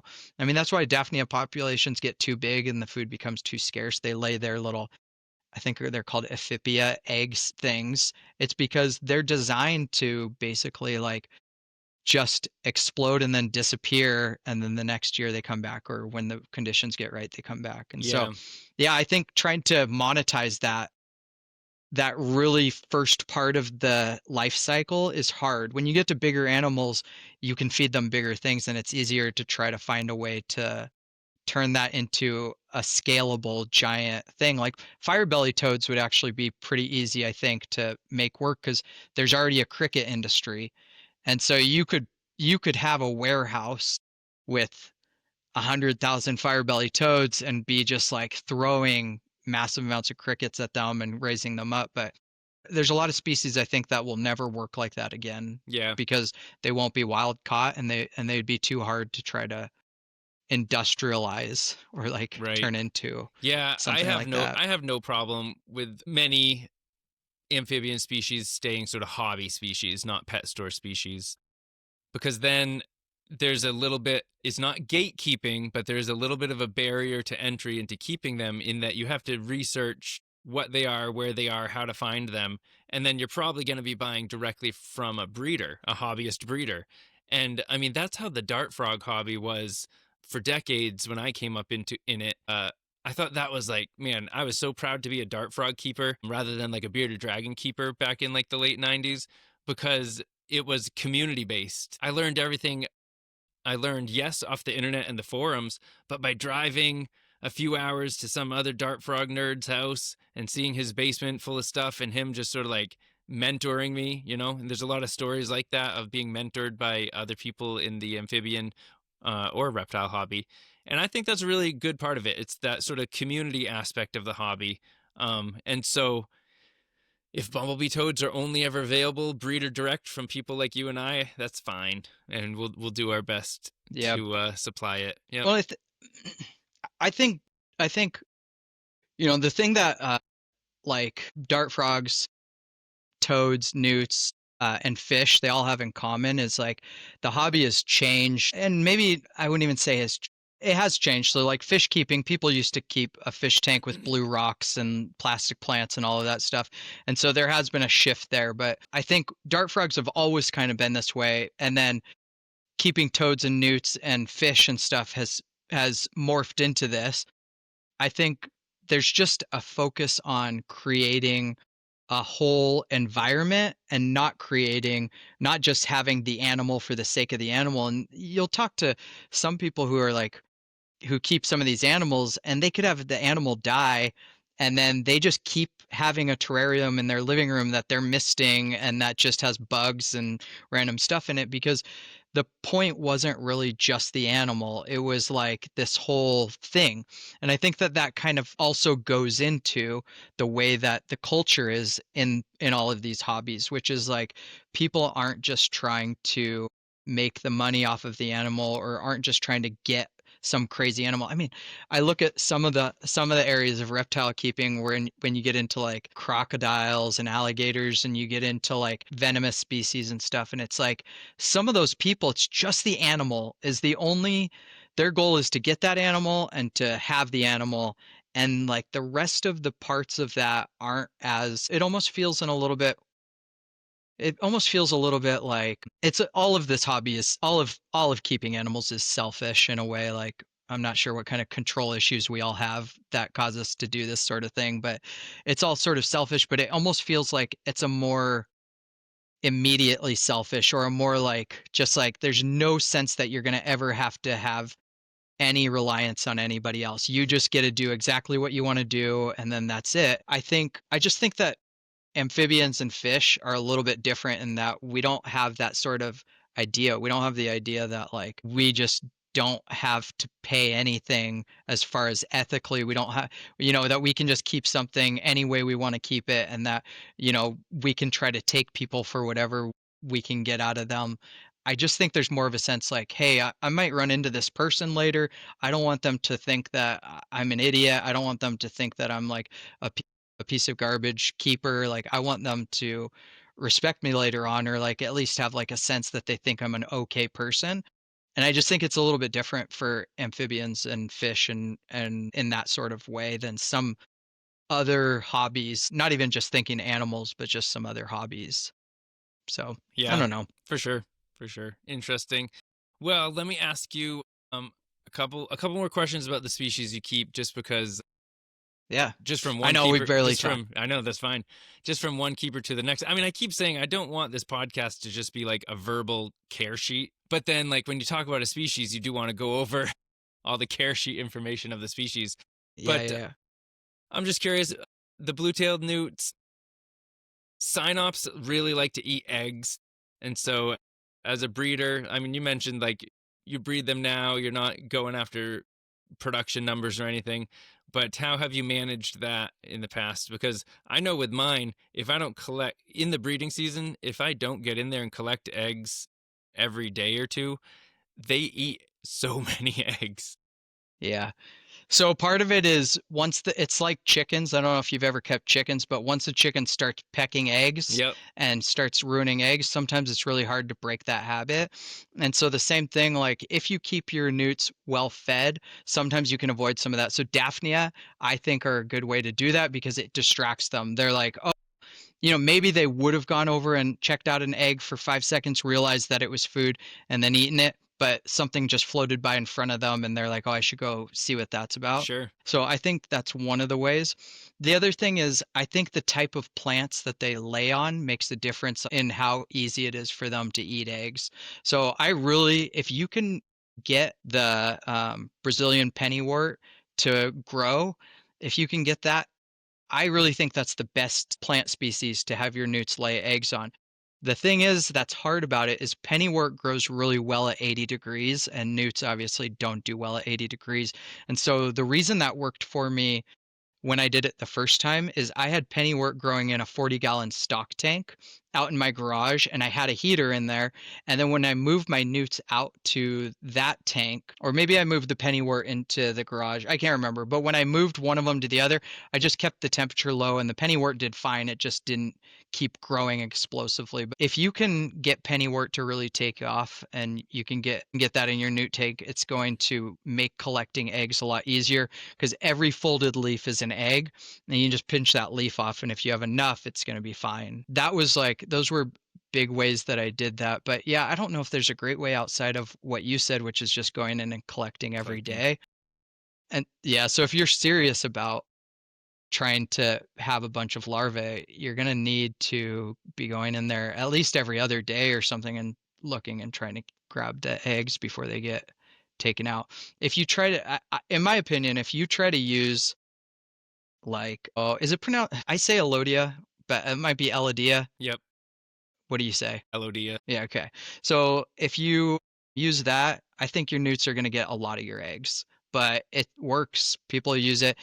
Java moss works okay because it's just so thick that once they lay their eggs in it, the eggs can kind of hide, but it's really hard to get eggs out of Java moss. So Yeah. you end up taking whole clumps of it. And Java moss isn't cheap. I've had times when I've had, you know, 20-gallon tanks full to the top of Java moss, and then there's other times when I don't have almost any of it. And so Java moss is a hard one. When you want it to grow, it doesn't, and then when you don't care I about don't it, it like kind of Java takes moss off. because it gets really funky because there's a lot of Yeah. waste and uneaten food and dead pieces of worms that the newts didn't eat, and the Java moss gets pretty funky pretty fast for me, so I don't use Java moss. Yep. Yeah, especially in newt tanks where you don't have a lot of flow. But if you put Java moss in like an aquarium that you have fish in Yeah. and you have a decent amount of flow on it, it'll stay pretty clean. But Gotcha. yeah, it's hard. And then it gets like algae issues and stuff like that too. I saw somebody who talked about Java moss once, and they said like, if you want Java moss to grow, what you have to do is not move it in any significant way. And then once it gets growing, it will keep growing, but every chunk you move to somewhere else will not do as good as that parent plant that you're growing. Like it just gets very used to light coming in at a certain space and a certain temperature requirement and stuff. And I think that ends up being true. Gotcha. But Gotcha. Substrate in your aquatic newt setups, like your blue-tailed firebelly newt setups, what do you like for substrate, if any? I use gravel, and I know people are not going to love that. Some people are not going to love that. Coming from the fish keeping side. So whenever I think about like care of an amphibian, I think like overall, what's the best thing that you can do here? And so, yes, do I think that it's possible that a newt is going to go down and pick up a piece of gravel, eat it, and then it's going to cause it to die? I think that that's possible for sure. I don't, I wouldn't argue against that. I will say that, in my adult newts that I've had, I've only lost maybe 2 adult newts or 3 adult newts. And I think that if that was a bigger problem, it would just, probably had, I mean, off and on, I've probably had 30 adult blue-tail newts. And I just think it would be a bigger problem. I've never seen a newt grab a piece of gravel when they're eating and not spit it out. I've seen newts grab something that they didn't like and then they just kind of poof it back out of their mouth. They just kind of spit it back out. Now, the benefits of gravel coming from the fish keeping side, I was talking at the beginning about beneficial bacteria. Beneficial bacteria grow on the surface of things in your aquarium. And so the more surface area you have in your aquarium, the more beneficial bacteria you have. So that means like, let's say your newt poops in the water or like you have some sort of food that just gets in the water. You've got more of these little bacteria to eat up whatever that is in the tank and to make it so that that tank doesn't have problems with nitrate and nitrates. And so that's one big part of it. And then another big part of it for me is it becomes a waste sink in that if you don't have anything anywhere for waste to go, it just stays on the bottom. And that's why if you have a bare bottom tank, and I also have bare bottom tanks, so not all of my tanks have like gravel in them, but my tanks that I want people to see always have gravel in them. But in my tanks that are like I have a tank in the garage that just is bare bottom that I just have a ton of Elodia in or Elodia in, and I don't have anything on there, but there's like this much layer of stuff on the bottom. And that mulm can also be a place where beneficial bacteria can go, but I just think it's a lot harder. Like if I put food in the tank and it sinks down into that, then the newts are like going down into this layer of like poop and like decomposing stuff to try to get the food. Right. And maybe that's good, maybe it's not. I don't know, but when you have gravel in there, there's a sink for all of that stuff to go in. And then what that also allows is if you want to have a planted tank, it allows your plants to root into that gravel and pull out some of those nutrients. So I like gravel tanks more. Does aquarium sand work the same as gravel as far as surface area for beneficial bacteria, or because it's so tightly compacted together?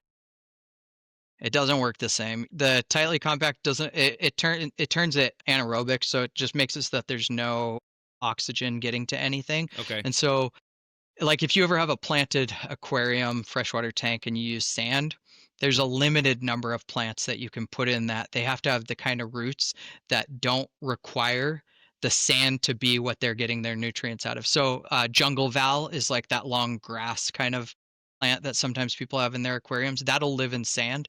And the reason it lives isn't because it will root a little bit, but the main reason that it does okay is because some of its roots are above the sand, the roots that need to have some oxygen in them. And so, yeah, you can't have plants quite the same way, and you you're not getting as much oxygen into the roots of those plants, and you're not getting oxygen into the bacteria that need that oxygen to continue to work the way that they're working. Again, like I always tell people, this isn't like a hill I'll die on. So if people are like, "Oh, gravel's evil," I don't like make a big thing out of it, and I'll keep newts in both ways. I just don't tend to think it's as big of a problem as people think it is, just because of the number of newts I've raised and had them on gravel and not seen problems with that. I'll also say that I think that so axolotls are a little bit different, and this is when you say like newt keepers are one thing, axolotls are like this other thing. Axolotl keepers are very serious about not having gravel in the tanks. And I'll say I don't know enough about them to say anything otherwise. They have different mouth structures. They kind of like are like bass, they gulp things in, and it probably is different. But I did see, I forget where I saw this, so I probably shouldn't be referencing it, but there was a woman who was a scientist who was talking about it, and she thinks that sometimes in the wild, amphibians are swallowing stones on purpose, like alligators do and things like that. And so she said what her argument was is nobody's ever created a correlation, or nobody's ever shown a causation between finding stones in an axolotl's stomach and that being the reason the axolotl died. So she says everyone assumes like your axolotl died, you don't know why they died, cut them open, you find a rock in there and you go, oh, that must be what killed them. But they might have had that rock in their stomach for the last 5 years. Like there's nobody's ever done the research to go, this is why that axolotl died. And so I think it's just one of those things. Like I think sometimes people are, for good reason, like you want to care for animals the best way you can. You don't want to do stuff in a captive animal that are like harming it or anything like that. But at the same time, I think sometimes people are afraid to try other things that might end up being the way that things should be. I think about my tortoise in that way a lot. Like when people first started making like tortoise groups on Facebook and stuff, you would go on there and people would talk about leaving their tortoise out to hibernate in the winter, and people would be like, you're going to kill your tortoise, because they don't know like that is actually part of what that tortoise needs. And it's just like people are trying to be too careful. And so I don't know. Interesting. That's how I feel about gravel. Yeah. What do you do for gravel? Thanks. Mostly bare bottom.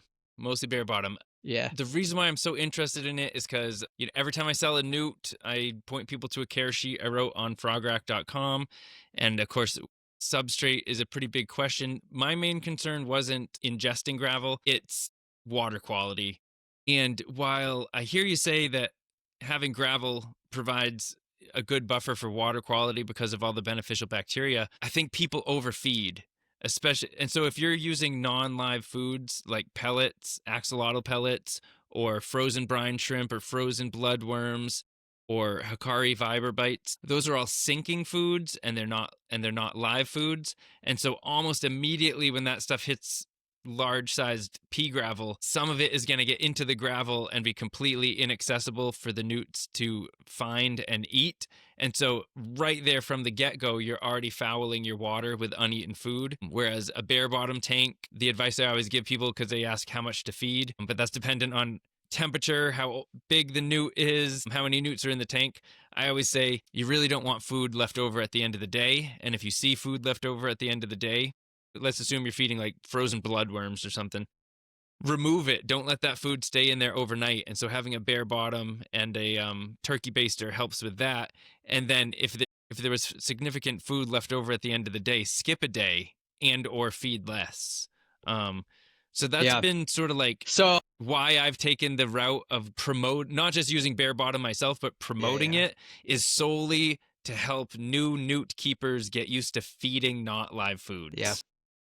So let me I guess where maybe we're coming at it from different places is I'm not even trying to use gravel so I think sometimes, like if you were to think about axolotls, I think you're completely right. Like anyone who puts gravel in with axolotls is going to be trying to put stuff in that's not gravel. It's big enough that the axolotl can't swallow it. I'm not really worrying about that. And so my gravel, I actually use a small gravel size so that like a bloodworm wouldn't sink down into that gravel. Now, Okay. what most people would be afraid of with that is they would go, if you use a gravel size that small, your newt's going to eat that gravel and then it's going to get stuck in there. Gotcha. And that's where I just don't, I don't worry about it. And I haven't seen it be a problem. I've had other problems. I have had newts. So two of my Cyanuris that I've had in the last like 5 years or so stopped eating suddenly. Now, is there a possibility that the reason that they stopped eating was because they were blocked up because they ate some sort of gravel or something like that? It's possible. I can't say for sure, but I will say that like my water quality in my tanks is good and like it always is clear. I never have problems with like big die-offs or anything, and it just is coming from the fish side that I came to that conclusion about gravel. I mean, I had the same thing happen with Tylotriton. Two of my Tylotriton just stopped eating and died suddenly. And I actually posted about this recently on one of the new pages. I had another Tylotriton that did that. And then I started supplementing it with calcium gluburonate, which is used to be an over-the-counter thing, but I think it's harder to find now. And this newt that I saw this happening to, it's the same thing that was happening. It's the same way of the blue tail newts that I had that died. They're still trying to eat. They're going up to food and like kind of like trying to do it, but it's almost like their mouth just won't open. And my Tyloch Triton were the same way. Like if, I have them here, I'm going to show you guys. So if I like open this thing up, these things want to eat. They want to be my friend.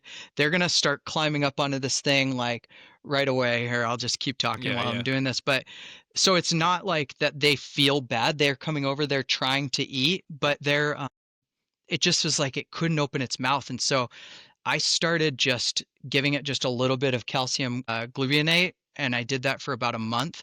And then that newt is completely 100% back to normal. And so I don't think that what was causing my Cyanuris problems had to do with, well, he's here, but I think they don't know because usually I'm up here doing it. But he doesn't know what he's doing. But I think that's the problem that aquatic newts sometimes have is like when newts are small, I'm feeding them Daphnia, I'm feeding them things like that when they're aquatic. Oh, there's one. Do you see him? Yep.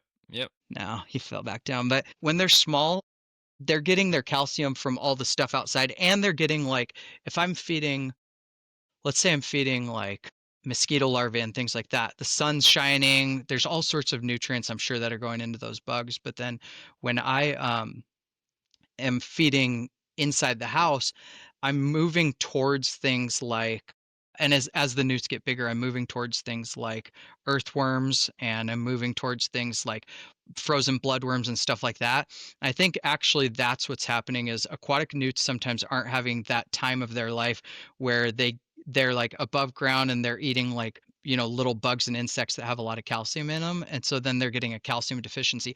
I don't know for sure because I've only had it happen to a few newts, but I do know that it looked the same between the two species, how they were behaving. And one animal, getting this animal back to healthy using that calcium gluburonate, I don't, that's a terrible sample size. I recognize that that's not like whatever, but when I posted that online, I think I got like 350 likes immediately on the post saying what I had done. And I had like 15 people message me and say, my Tylotriton is doing the exact same thing. I'm having that exact same issue, and I'm going to try this and see what happens. And I think, while newts and toads and stuff don't need quite as much, you know, calcium, and maybe they don't need as much vitamin D, I think that they probably need more than some of us are giving them. And I don't know. I mean, Yeah. I know some people, there's different ideas on that, but on my terrestrial newt tanks now, I keep a UVB light, and it's a weak UVB light, and I keep it pretty high. But I just put it on there just because now I'm kind of nervous about that calcium deficiency as a problem. I mean, going from Sign-Up Sayonara's where I had so many breed and I didn't have any die, and then I got Tyler to Triton and I had 2 out of 8 animals die. Like there had to be something that's going on that I'm just not understanding, and so I'm trying to like get that, figure out what that is. And now I Right on. also, yeah, I feed with dusted the crickets terrestrial, too. yeah, with the terrestrial Tritons, you can use lots of calcium and D3 powder on feeder insects, but you can't do that with aquatic species. Yep. So yeah. Daphnia, question for you. I'm pretty sure I understand this correctly. Daphnia have 2 modes of reproduction. They can give live birth and then they lay some sort of egg-like thing. Is that right? Yep. And they prefer to just basically clone themselves. They make about 10 babies every week, and then the babies take about, I don't know, a week or 2 to grow up, and then they start making 10 babies a week. So you can get a lot of Daphnia very quickly. If the water quality switches for some reason, or there's some sort of stressor, so you could have a lack of food, you could have increased predators, something like that, they're going to lay these little, they just look like little rectangles, and then those fall down into the mud, and then they hatch out. I don't know if anybody knows exactly when they decide to hatch out, but they hatch out later and they create a new set of them. So I've been collecting Daphnia to start my cultures locally right off my property where I have some vernal pools. So these are New England woodland vernal pools that definitely dry up every year. And it's awesome in the springtime. There's so many Daphnia, and every time I've tried to culture them indoors or outdoors, whether it's in like a 10-gallon tank, or I tried kiddie pools. I tried those 300-gallon IBC tote cubes. They never ever produce anything other than the little black rectangular cysts or eggs or whatever. So whatever I have locally is really predisposed to not bearing live young. But I've gotten let me tell you, I've gotten those little black triangles to reproduce. I just left them in a bucket of dead leaves outside year round. I put it somewhere where the bucket wouldn't stay full of water, so it dried out. And then I went out in February and just grabbed this at the bottom of a 5-gallon bucket. It was this big cookie of just pulverized dead leaves, frozen rock solid. I brought it in the house in February, put it in a 20-gallon tank, and sure enough, 4 weeks later, I had millions of Daphnia. So I've figured that out, but I can't. Yeah, that's a way to do it. One of those people that can't keep a Daphnia culture going for any amount of time. So it's there's a lot of variables that make you successful or not successful with Daphnia. And that's one of the problems is you'll go online and you'll say hey, what should I do to keep these Daphnia? And then somebody will be like, well, just put them into 10-gallon tank and then have the light on for 16 hours. If the temperature is off, if the water has a little bit of chlorine, there's 50 variables that could make it work or not work. If maybe there's no calcium in your water, maybe there's salt in the water, so many things. But I will tell you, there's 2 ways that people do it that are pretty successful in other countries. One way, so they do this a lot in Thailand and stuff. They take a 20 or 40-gallon body of water, maybe a stock tank or something, but it's not a stock tank. It's whatever they have lying around. And they just take a scoop of cow poop, and they just put it in the water. They leave it for 2 days, and then they dump a net of Daphnia in there, and then the Daphnia reproduce. And they'll go back a week later, and there'll be millions of Daphnia in that thing. And part of the reason that it works is Daphnia eat both algae and bacteria and yeast.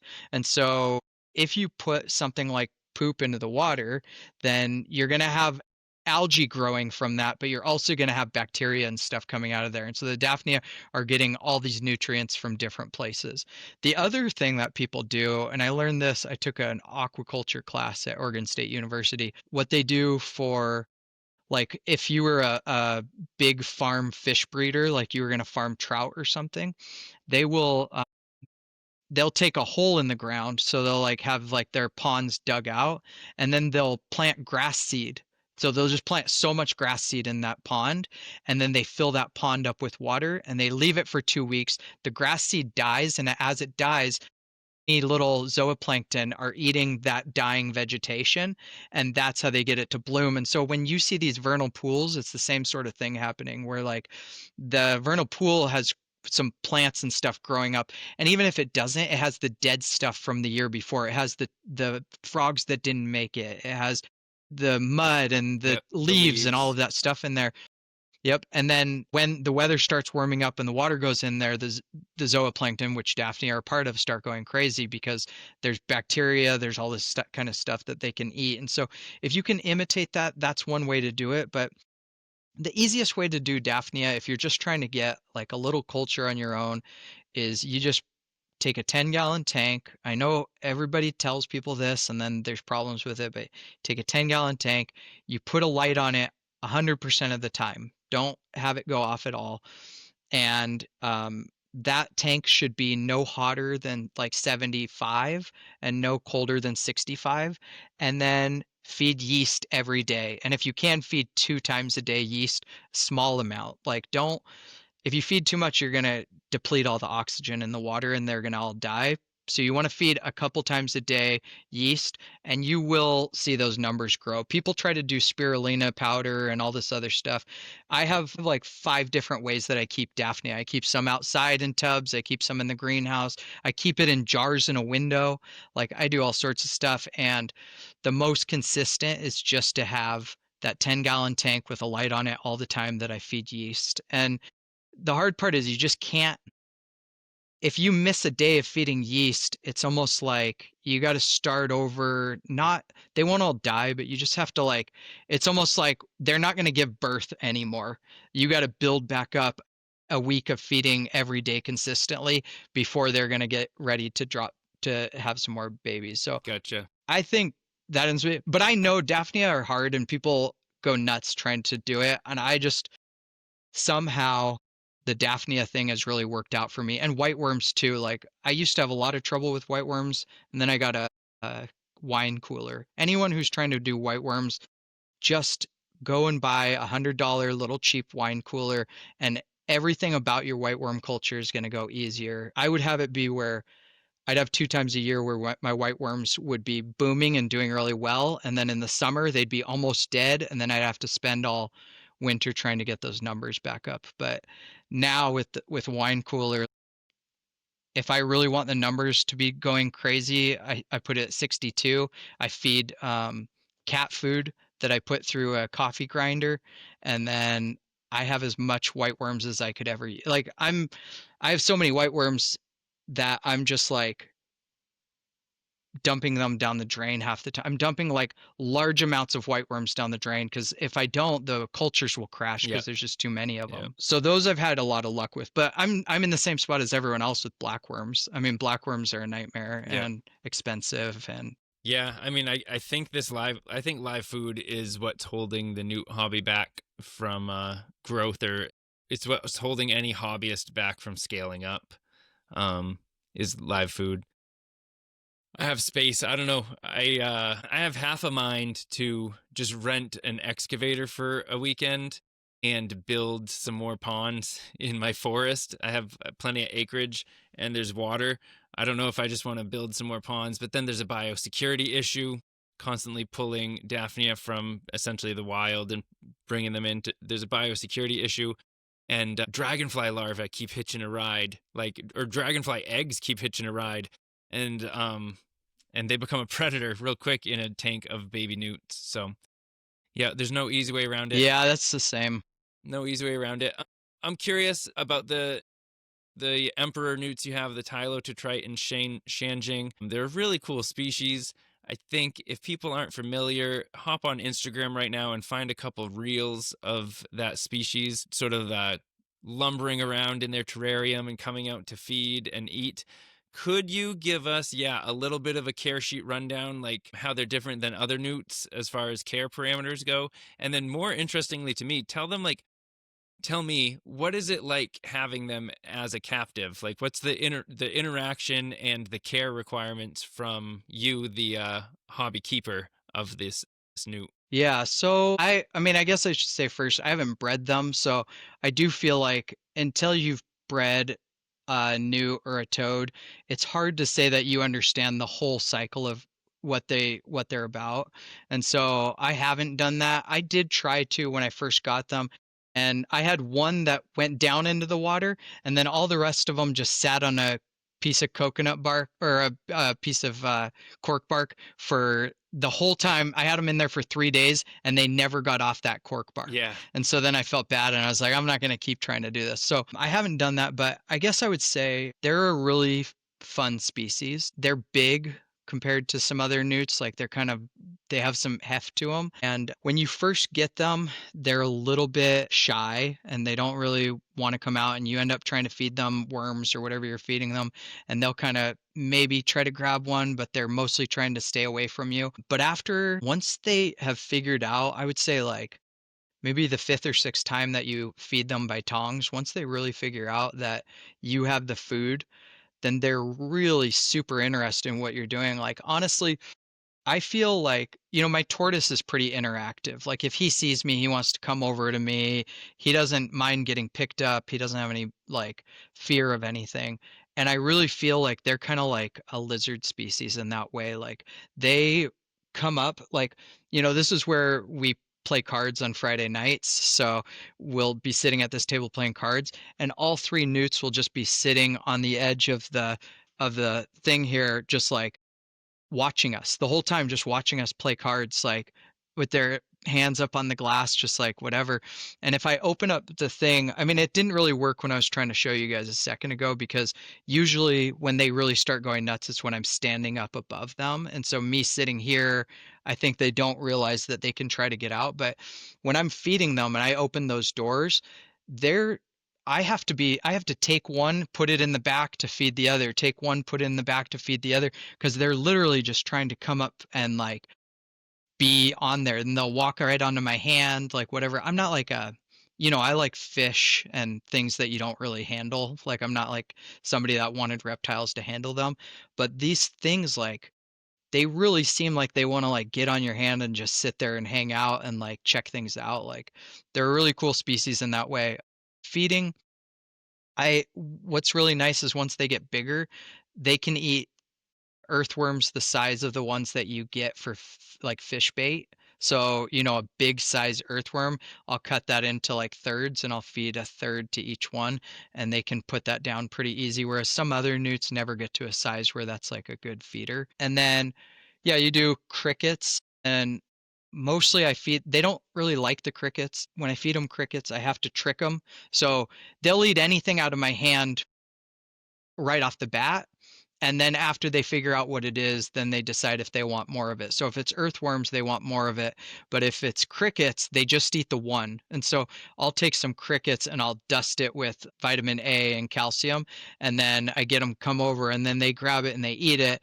And then usually they won't take a second one after I do that. So I got to like make sure that they eat it once they grab it. Otherwise they eat it and then they kind of spit it out, and then they don't try to eat any more of it. Yeah. But even if I don't dust them, they still don't like it. They don't like crickets. They just aren't a fan. Hey, little tangent about feeding terrestrial newts. Have you tried black soldier fly larvae? Because I think, in my mind, they have the highest potential for gut loading because they'll eat anything. But I have also heard from people that they're not easily digestible. So, no, I haven't tried it. You know what I have tried that I heard you mention, I'm sure it was on your first podcast, which would have been probably a while ago, but I did try fruit fly larvae. Yep. I did the same thing that you were talking about, where like I just took a ton of Heidi and I just packed Heidi into this, and then they laid a bunch of eggs, and then once they all turned into larvae, so what I did was what you mentioned, which is like not the way to try to do it. I like took the whole culture and I dumped water in it, and then I dumped it through a net, and then I just kept clearing it. It was really a nice way to feed the Ensiccata popii. It was is that how I'm supposed to be saying that, popii? That's how I would say it, yeah. Papa. Yeah, okay. I just so you know, I teach English, so I'm humble about how to say things. I mean, Latin is a dead language, so technically no one knows how to pronounce it. So who cares? Yeah, that's true. But it was a real lifesaver for feeding the very small newts that had just morphed out. It was really great. But I'm going to try it the way that you were saying, where you don't put any media in there, and then you just, as they climb up the side of the container, you're just spooning them out. I think that's going to be a really great additional feeder. And I think even the Tyler to Triton will eat something like that. Yeah. If I give them blackworms, they'll really go after blackworms. It's just that it's hard to feed. They got big mouths. They're kind of a big animal. So blackworms, when I feed it to them, I almost have to, like, the way I've done it before is I've taken a plastic spoon and then just like put them on there and just like almost like spoon fed the newts, because it's hard to get them in there any other ways. Yeah. Yeah, but they're really, I mean, they're expensive. That's the hard part, is they're expensive.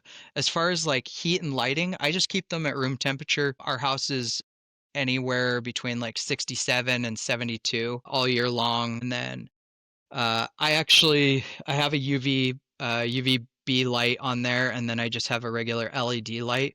This enclosure, I don't love the way it turned out. I wish that the light wasn't so bright so that it was better to see on here, but I just have some ferns in the background, and then I have moss on the bottom and the front, and then a little water dish. Some of my other tanks I do like like this tank back here is a paludarium, but it's just I've separated out the front and the back with a piece of acrylic, and then the back part is built out just like most dart frog tanks with a false bottom and then some dirt and stuff like that. And then the front is just water, and then I have an aquatic floating plant called salvinia, and the salvinia just keeps the water from growing like algae and stuff in it. But I do the paludarium so that if the newts end up wanting to go into water eventually, they can. But with Tyler to Triton, they don't really need to have that aquatic phase, as far as I've researched. And there might be people who've kept them longer who say the opposite, but mine have been just all on land so far, and they seem to prefer that. Nice. Sometimes I'll catch one in the water dish, but not that often. Yep.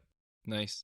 Yeah, I have marbled newts, Tridoris marmoratus, totally different genus from a different continent, but they very much, in my experience, don't want to stay aquatic. The juveniles don't want to stay aquatic, and you risk drowning if you try to force them to do it. And the adults, once breeding season is done and over with, they want to spend winter terrestrially.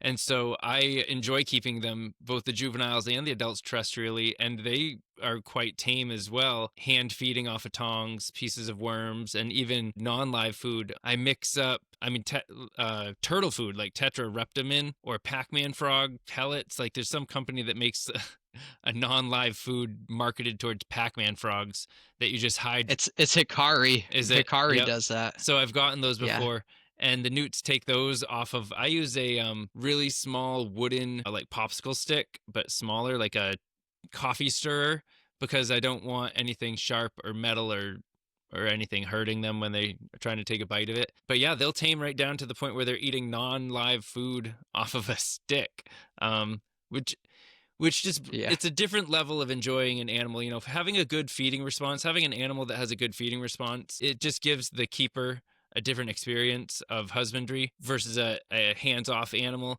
If you were to compare, you know, here in North America, we have mole salamanders like tiger salamanders and spotted salamanders that sometimes people keep in captivity. And they're not quite the same as a terrestrial newt, like those Tylototritons you have. In their habits, they really want to be buried in the ground more. They can be tamed down and to take food as well. But these terrestrial newt species, I think, are really enjoyable, especially if you have a front opening terrarium. You know, because I remember when I was a kid, I was keeping like spotted salamanders in fish tanks, and the whole top down, trying to like interact with an animal top down. I think from the animal's perspective, they sense you at more like a predator response, and then from your perspective, you're not like looking at the animal head on, especially if you're trying to hand feed them. And so just the fact that front opening terrariums are so commonplace nowadays, again, it brings a level of enjoyment to keeping certain species that wasn't and always it makes there. I feel like it makes it possible to make, I mean, my wife disagrees with this. She says all aquariums look ugly, but I think it's possible to make a front front open terrarium look better in a way that you're never going to achieve with an aquarium for a reptile, right? Because with Yeah. an aquarium for a reptile, you always have to have that access point on the top. Whereas like all of my, I built out all of these stands that I have for mine, and they match all of the other furniture that we have in our house. And I have just in this area, I have 3 terrariums, and then I have one in our entryway, but they all look, it just looks like a piece of furniture that happens to have a terrarium with like a bunch of greenery in it. Whereas like if you go into somebody's house and they just have only, I mean, it depends also, like it depends on what you're trying to do in your house and how the space is laid out, but I don't have a separate space like a frog room or something. Like everything I keep, I have to find a place in our actual living space to put this that is going to be reasonable when we have guests and stuff come over, that it doesn't look like some crazy thing. And I think that the front opening terrariums with the misters and all of that kind of stuff, it just can create a better feel than you can get away with. And I think it changes the longevity of the hobby. There's some weeks when I'm like not I'm busy, I have other stuff going on or whatever. And if I feel like if I just had an aquarium with an open top and there was like a snake in it or something, and it's just in the corner of my room, I might never go back to that. But when I have something like this and I'm like, I hear the mister go off and I see that the plants are growing in, maybe I go, oh, I should cut that plant back, or I should do something like this. I think it just keeps it's like I was saying before, it keeps it kind of like, it keeps you almost feeling like you build a culture around it, or like there's like a lifestyle that's associated with it that isn't really about the animal. It's about the whole thing. It's like all of the different parts of it.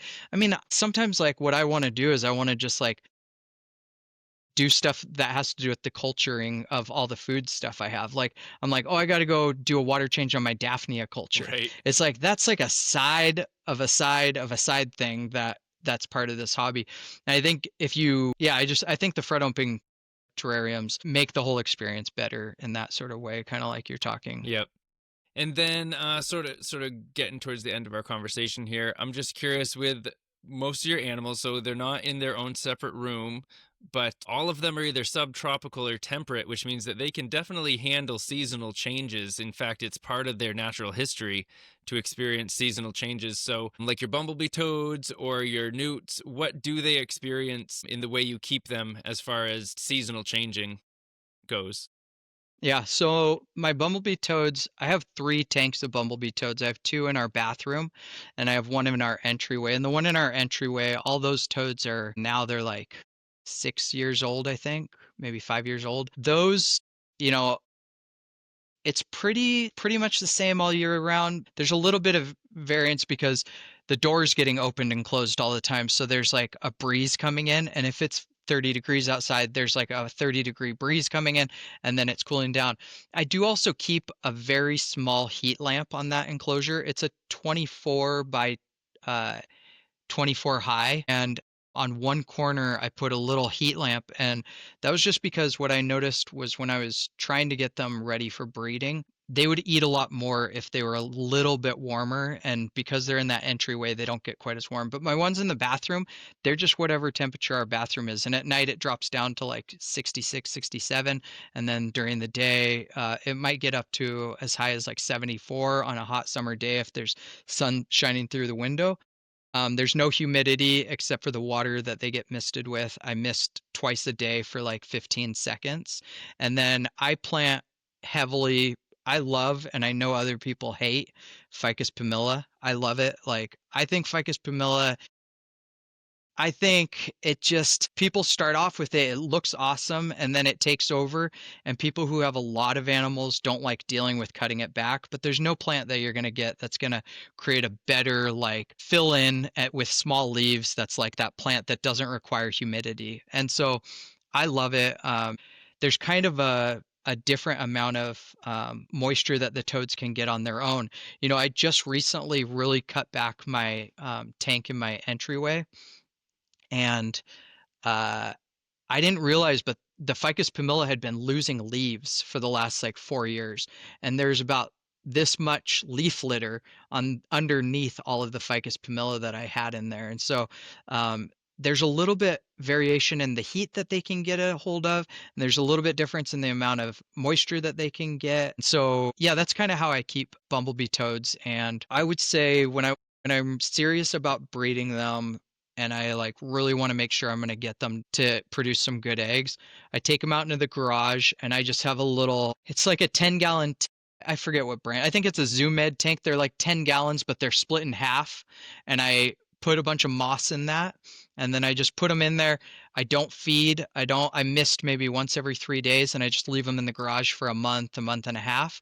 And then I bring them back out, put them back in the enclosure, have the heat light that I have in that tank only comes on for about 2 hours a day, but if I'm trying to get them to breed, I'll have it come on for like 6 hours a day, and then the LED lights come on all day long, and then I'll mist like 4 times a day. And then after about 3 weeks of doing that, they're usually calling, and I know that they're ready to put into a rain chamber, which I don't really, my first time I did some crazy rain chamber where I'd created this bar that was like raining on them and stuff. And now I just put them in there with an air stone. Yep. And then I just close it up tight, and the air stone creates enough humidity that they end up laying eggs after 2 days. So that's kind of how I'll do that. And then my baby bumblebee toads,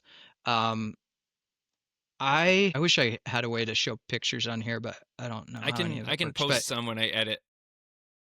sure. So my baby toads, I take a sterilite bin, and when they first hatch out, I keep them in a sterilite bin that just has some holes poked in the top so I can keep the humidity pretty high.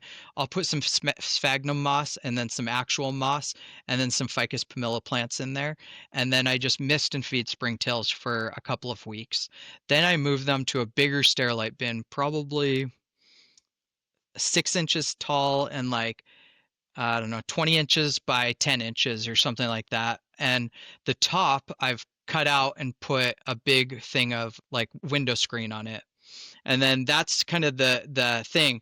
What I do on the bottom, what I do with that sterilite bin though, is I actually take a second sterilite bin and I double them up, and I poke holes in the one so that it can drain into the second one.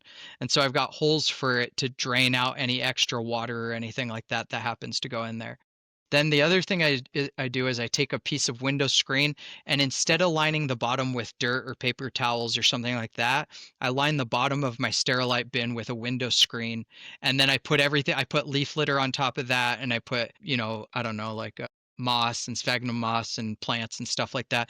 And then I'll cut out some plant saucers, and I'll cut out some little holes, and I'll just use those as like little caves all over it. And I think it's a and then I'll put some like calcium clay in there. So I'll sprinkle some calcium clay all over. And then I think it works pretty well because the bumblebee toads, if you put them on dirt, it sticks to them when they're really little and it's hard for them to get around. But if you put them on like paper towels and stuff, I feel like you don't get your springtail cultures to really boom the way that they could. And so by keeping that window screen in there, like if I go into that sterilite bin right now, I have one in the laundry room. If I lift up that window screen, there's thousands of springtails underneath that window screen. So the window screen keeps just enough moisture that then the springtails can go up and down through the window screen and the bottom of that sterilite bin. And then it also gives the bumblebee toads something to grip onto as they're walking around. It's like the perfect amount of like grippiness for them. Yeah. So that's kind of what I do for bumblebee toads. I think it's a little bit different than how some people do it, but there's not enough people breeding them to really have like a set, like, oh, this is what works. Right. Yeah. It's amazing. I keep my newly metamorphosed bumblebee toads in deli cups, like 10 or 15 of them per cup. And keep in mind, if people aren't familiar, when a bumblebee toad metamorphoses and comes out of the water, it can easily fit on like an eraser on a pencil. It's quite small. But yeah, you like just climbing around on sphagnum moss is like climbing Mount Everest for them. It's like they have a really hard time moving around. They're not adept at moving. They're kind of funny little animals that way. But they survive. They survive just fine. That's a pretty cool system you got, though, with the window screen over the springtail culture. I like that idea. A tip, something I use for hides for them, if you go to a hardware store, they sell black foam pipe insulation. It looks like a pool noodle, except it's hollow on the inside, so you can like put it over your plumbing to keep the plumbing insulated. I cut those in half and then cut them in half again, so now they're a little archway. And I use those as hides because I'm not worried about ever crushing them, because I used to use pieces of cork bark. And sure enough, like with mantella, baby dart frogs and bumblebee toads and even terrestrial newts over the years, like you pick up your cork bark and you look, and like a bunch of little creatures scurry around, and like you move them out of the way real gentle, and you very gently put that piece of cork bark down. But sure enough, do that enough times and you're gonna smush and accidentally kill these tiny little creatures. And so now I use the foam now because there's almost no chance of it crushing a baby animal. Yeah. So yeah, that's pretty good. It's just one thing until they're big enough to handle. Yeah, Go ahead. Yeah, the bumblebee toads, they're not like, their movements they're not like thoughtful movements a lot of the time. Like they're just moving and stopping at random. I don't know how they're deciding when they're moving and stopping. And so like I feel like a lot of times if I have certain newts, like if I put them down, I start to put something on top of them. Most of the time the newts will like run off and scurry away. But bumblebee toads, sometimes they do that thing where if they get scared, they arch their backs. Have you seen you've seen them do that? Yeah. And I feel like the babies just have something in them that just goes like, it's just that the fight or flight is like, it's nothing I can recognize. It's nothing where I go, oh, this is when they'll run and this is when they'll stop running. So yeah, I could see like, but I don't really use cork bark either. I use the little plastic plant saucers, and they're the small ones, and I'm just cutting off the edges of them. And I started doing that because I needed something for newts that was shallow, and so that ended up working fine, but it works fine for them. The other thing I do is I just put a lot of leaf litter in there, and a lot of the bumblebee toads are just hiding in the leaf litter most of the time anyway. They're just, if I lift up a big leaf, there's like 4 of them under there at any time. But same. Yeah, I think, whenever I sell the bumblebee toads to people, I hope that they'll breed them, but I have not had that many people come back to me and tell me like, I got them to breed and I'm doing this. So when I first started breeding them, I asked Laura Abraham, I was like, how many people do you think are out there breeding these things? She's like, I don't know. She's like, I think I know like 3 people in all of the United States. And she was the only person I found that had them. So I didn't think there was that many. And I don't know how many there are now, but it's just the size of them that's crazy. When you say like will fit on a pencil eraser, I would like, if people don't know, they're probably, when they come out of the water, the size of maybe 2 Heidi fruit flies, but I would say maybe not even that big, maybe the size of a Heidi and a half or something. Like they're so small, and it just is what really keeps people from being able to breed them successfully, especially because they come out in such crazy numbers. Some dart frogs come out pretty small, but it's like 1 or 2 dart frogs in a terrarium is not hard to keep alive. There's enough little springtails just hopping around there on its own that it'll be fine. But when you have like 100 bumblebee toads, you have to have a system set up for getting enough springtails to make that work. So, yeah, for sure. Yeah, they are tiny. Yep. They're really tiny. Cool. Yeah, bumblebee toads are awesome. More people should keep them and breed them for sure. Keep a nice decentralized group going in the hobby so that they're available to everyone. Well, Sean, for sure, you promised me in the email that you'd have no shortage of things to chat about, and I agree. We could keep going. Maybe we'll have to do another one of these someday. Yep. If people do want to check out your reels of your Tyler Triton eating, or if they want to see pictures of how you have your bumblebee toadlets set up, where should they find you on social media? Yeah, so I have an Instagram. Like I said, I'm not trying to make this a business anymore. So if you're going to find me, you're just like me, just trying to meet other people and just say hi or whatever. But I have an Instagram. It's just my first and last name, Sean, last name Twohy with no space. I have a Facebook, and on that Facebook, it's just hobby. Like I'm not doing anything with that Facebook except for hobby. So all the friends and stuff I have on there are just hobbyists. I did recently try to start a subtropical and temperate terrarium Facebook page that's getting almost no traction. So if anybody wants to go and start following that, I only did it because I want to get ideas for myself for my own terrariums.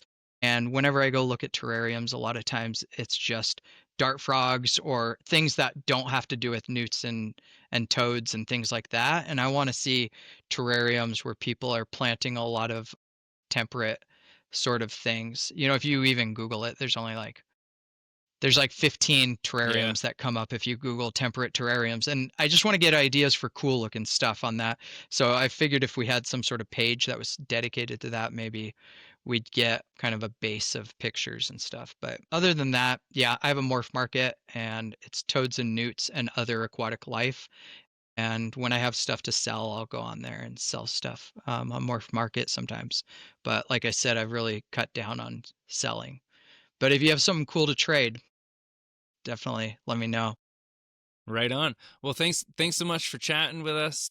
Coming on the podcast. I appreciate it. Just another message to the audience.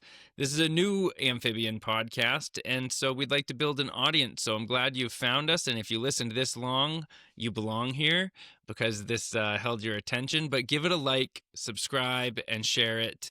Whether you're watching on YouTube or you found this on one of the podcast channels, stay tuned, keep up and stay tuned for the next episode of the Frograck Podcast. Thanks a lot, everyone. Good night. Thank you.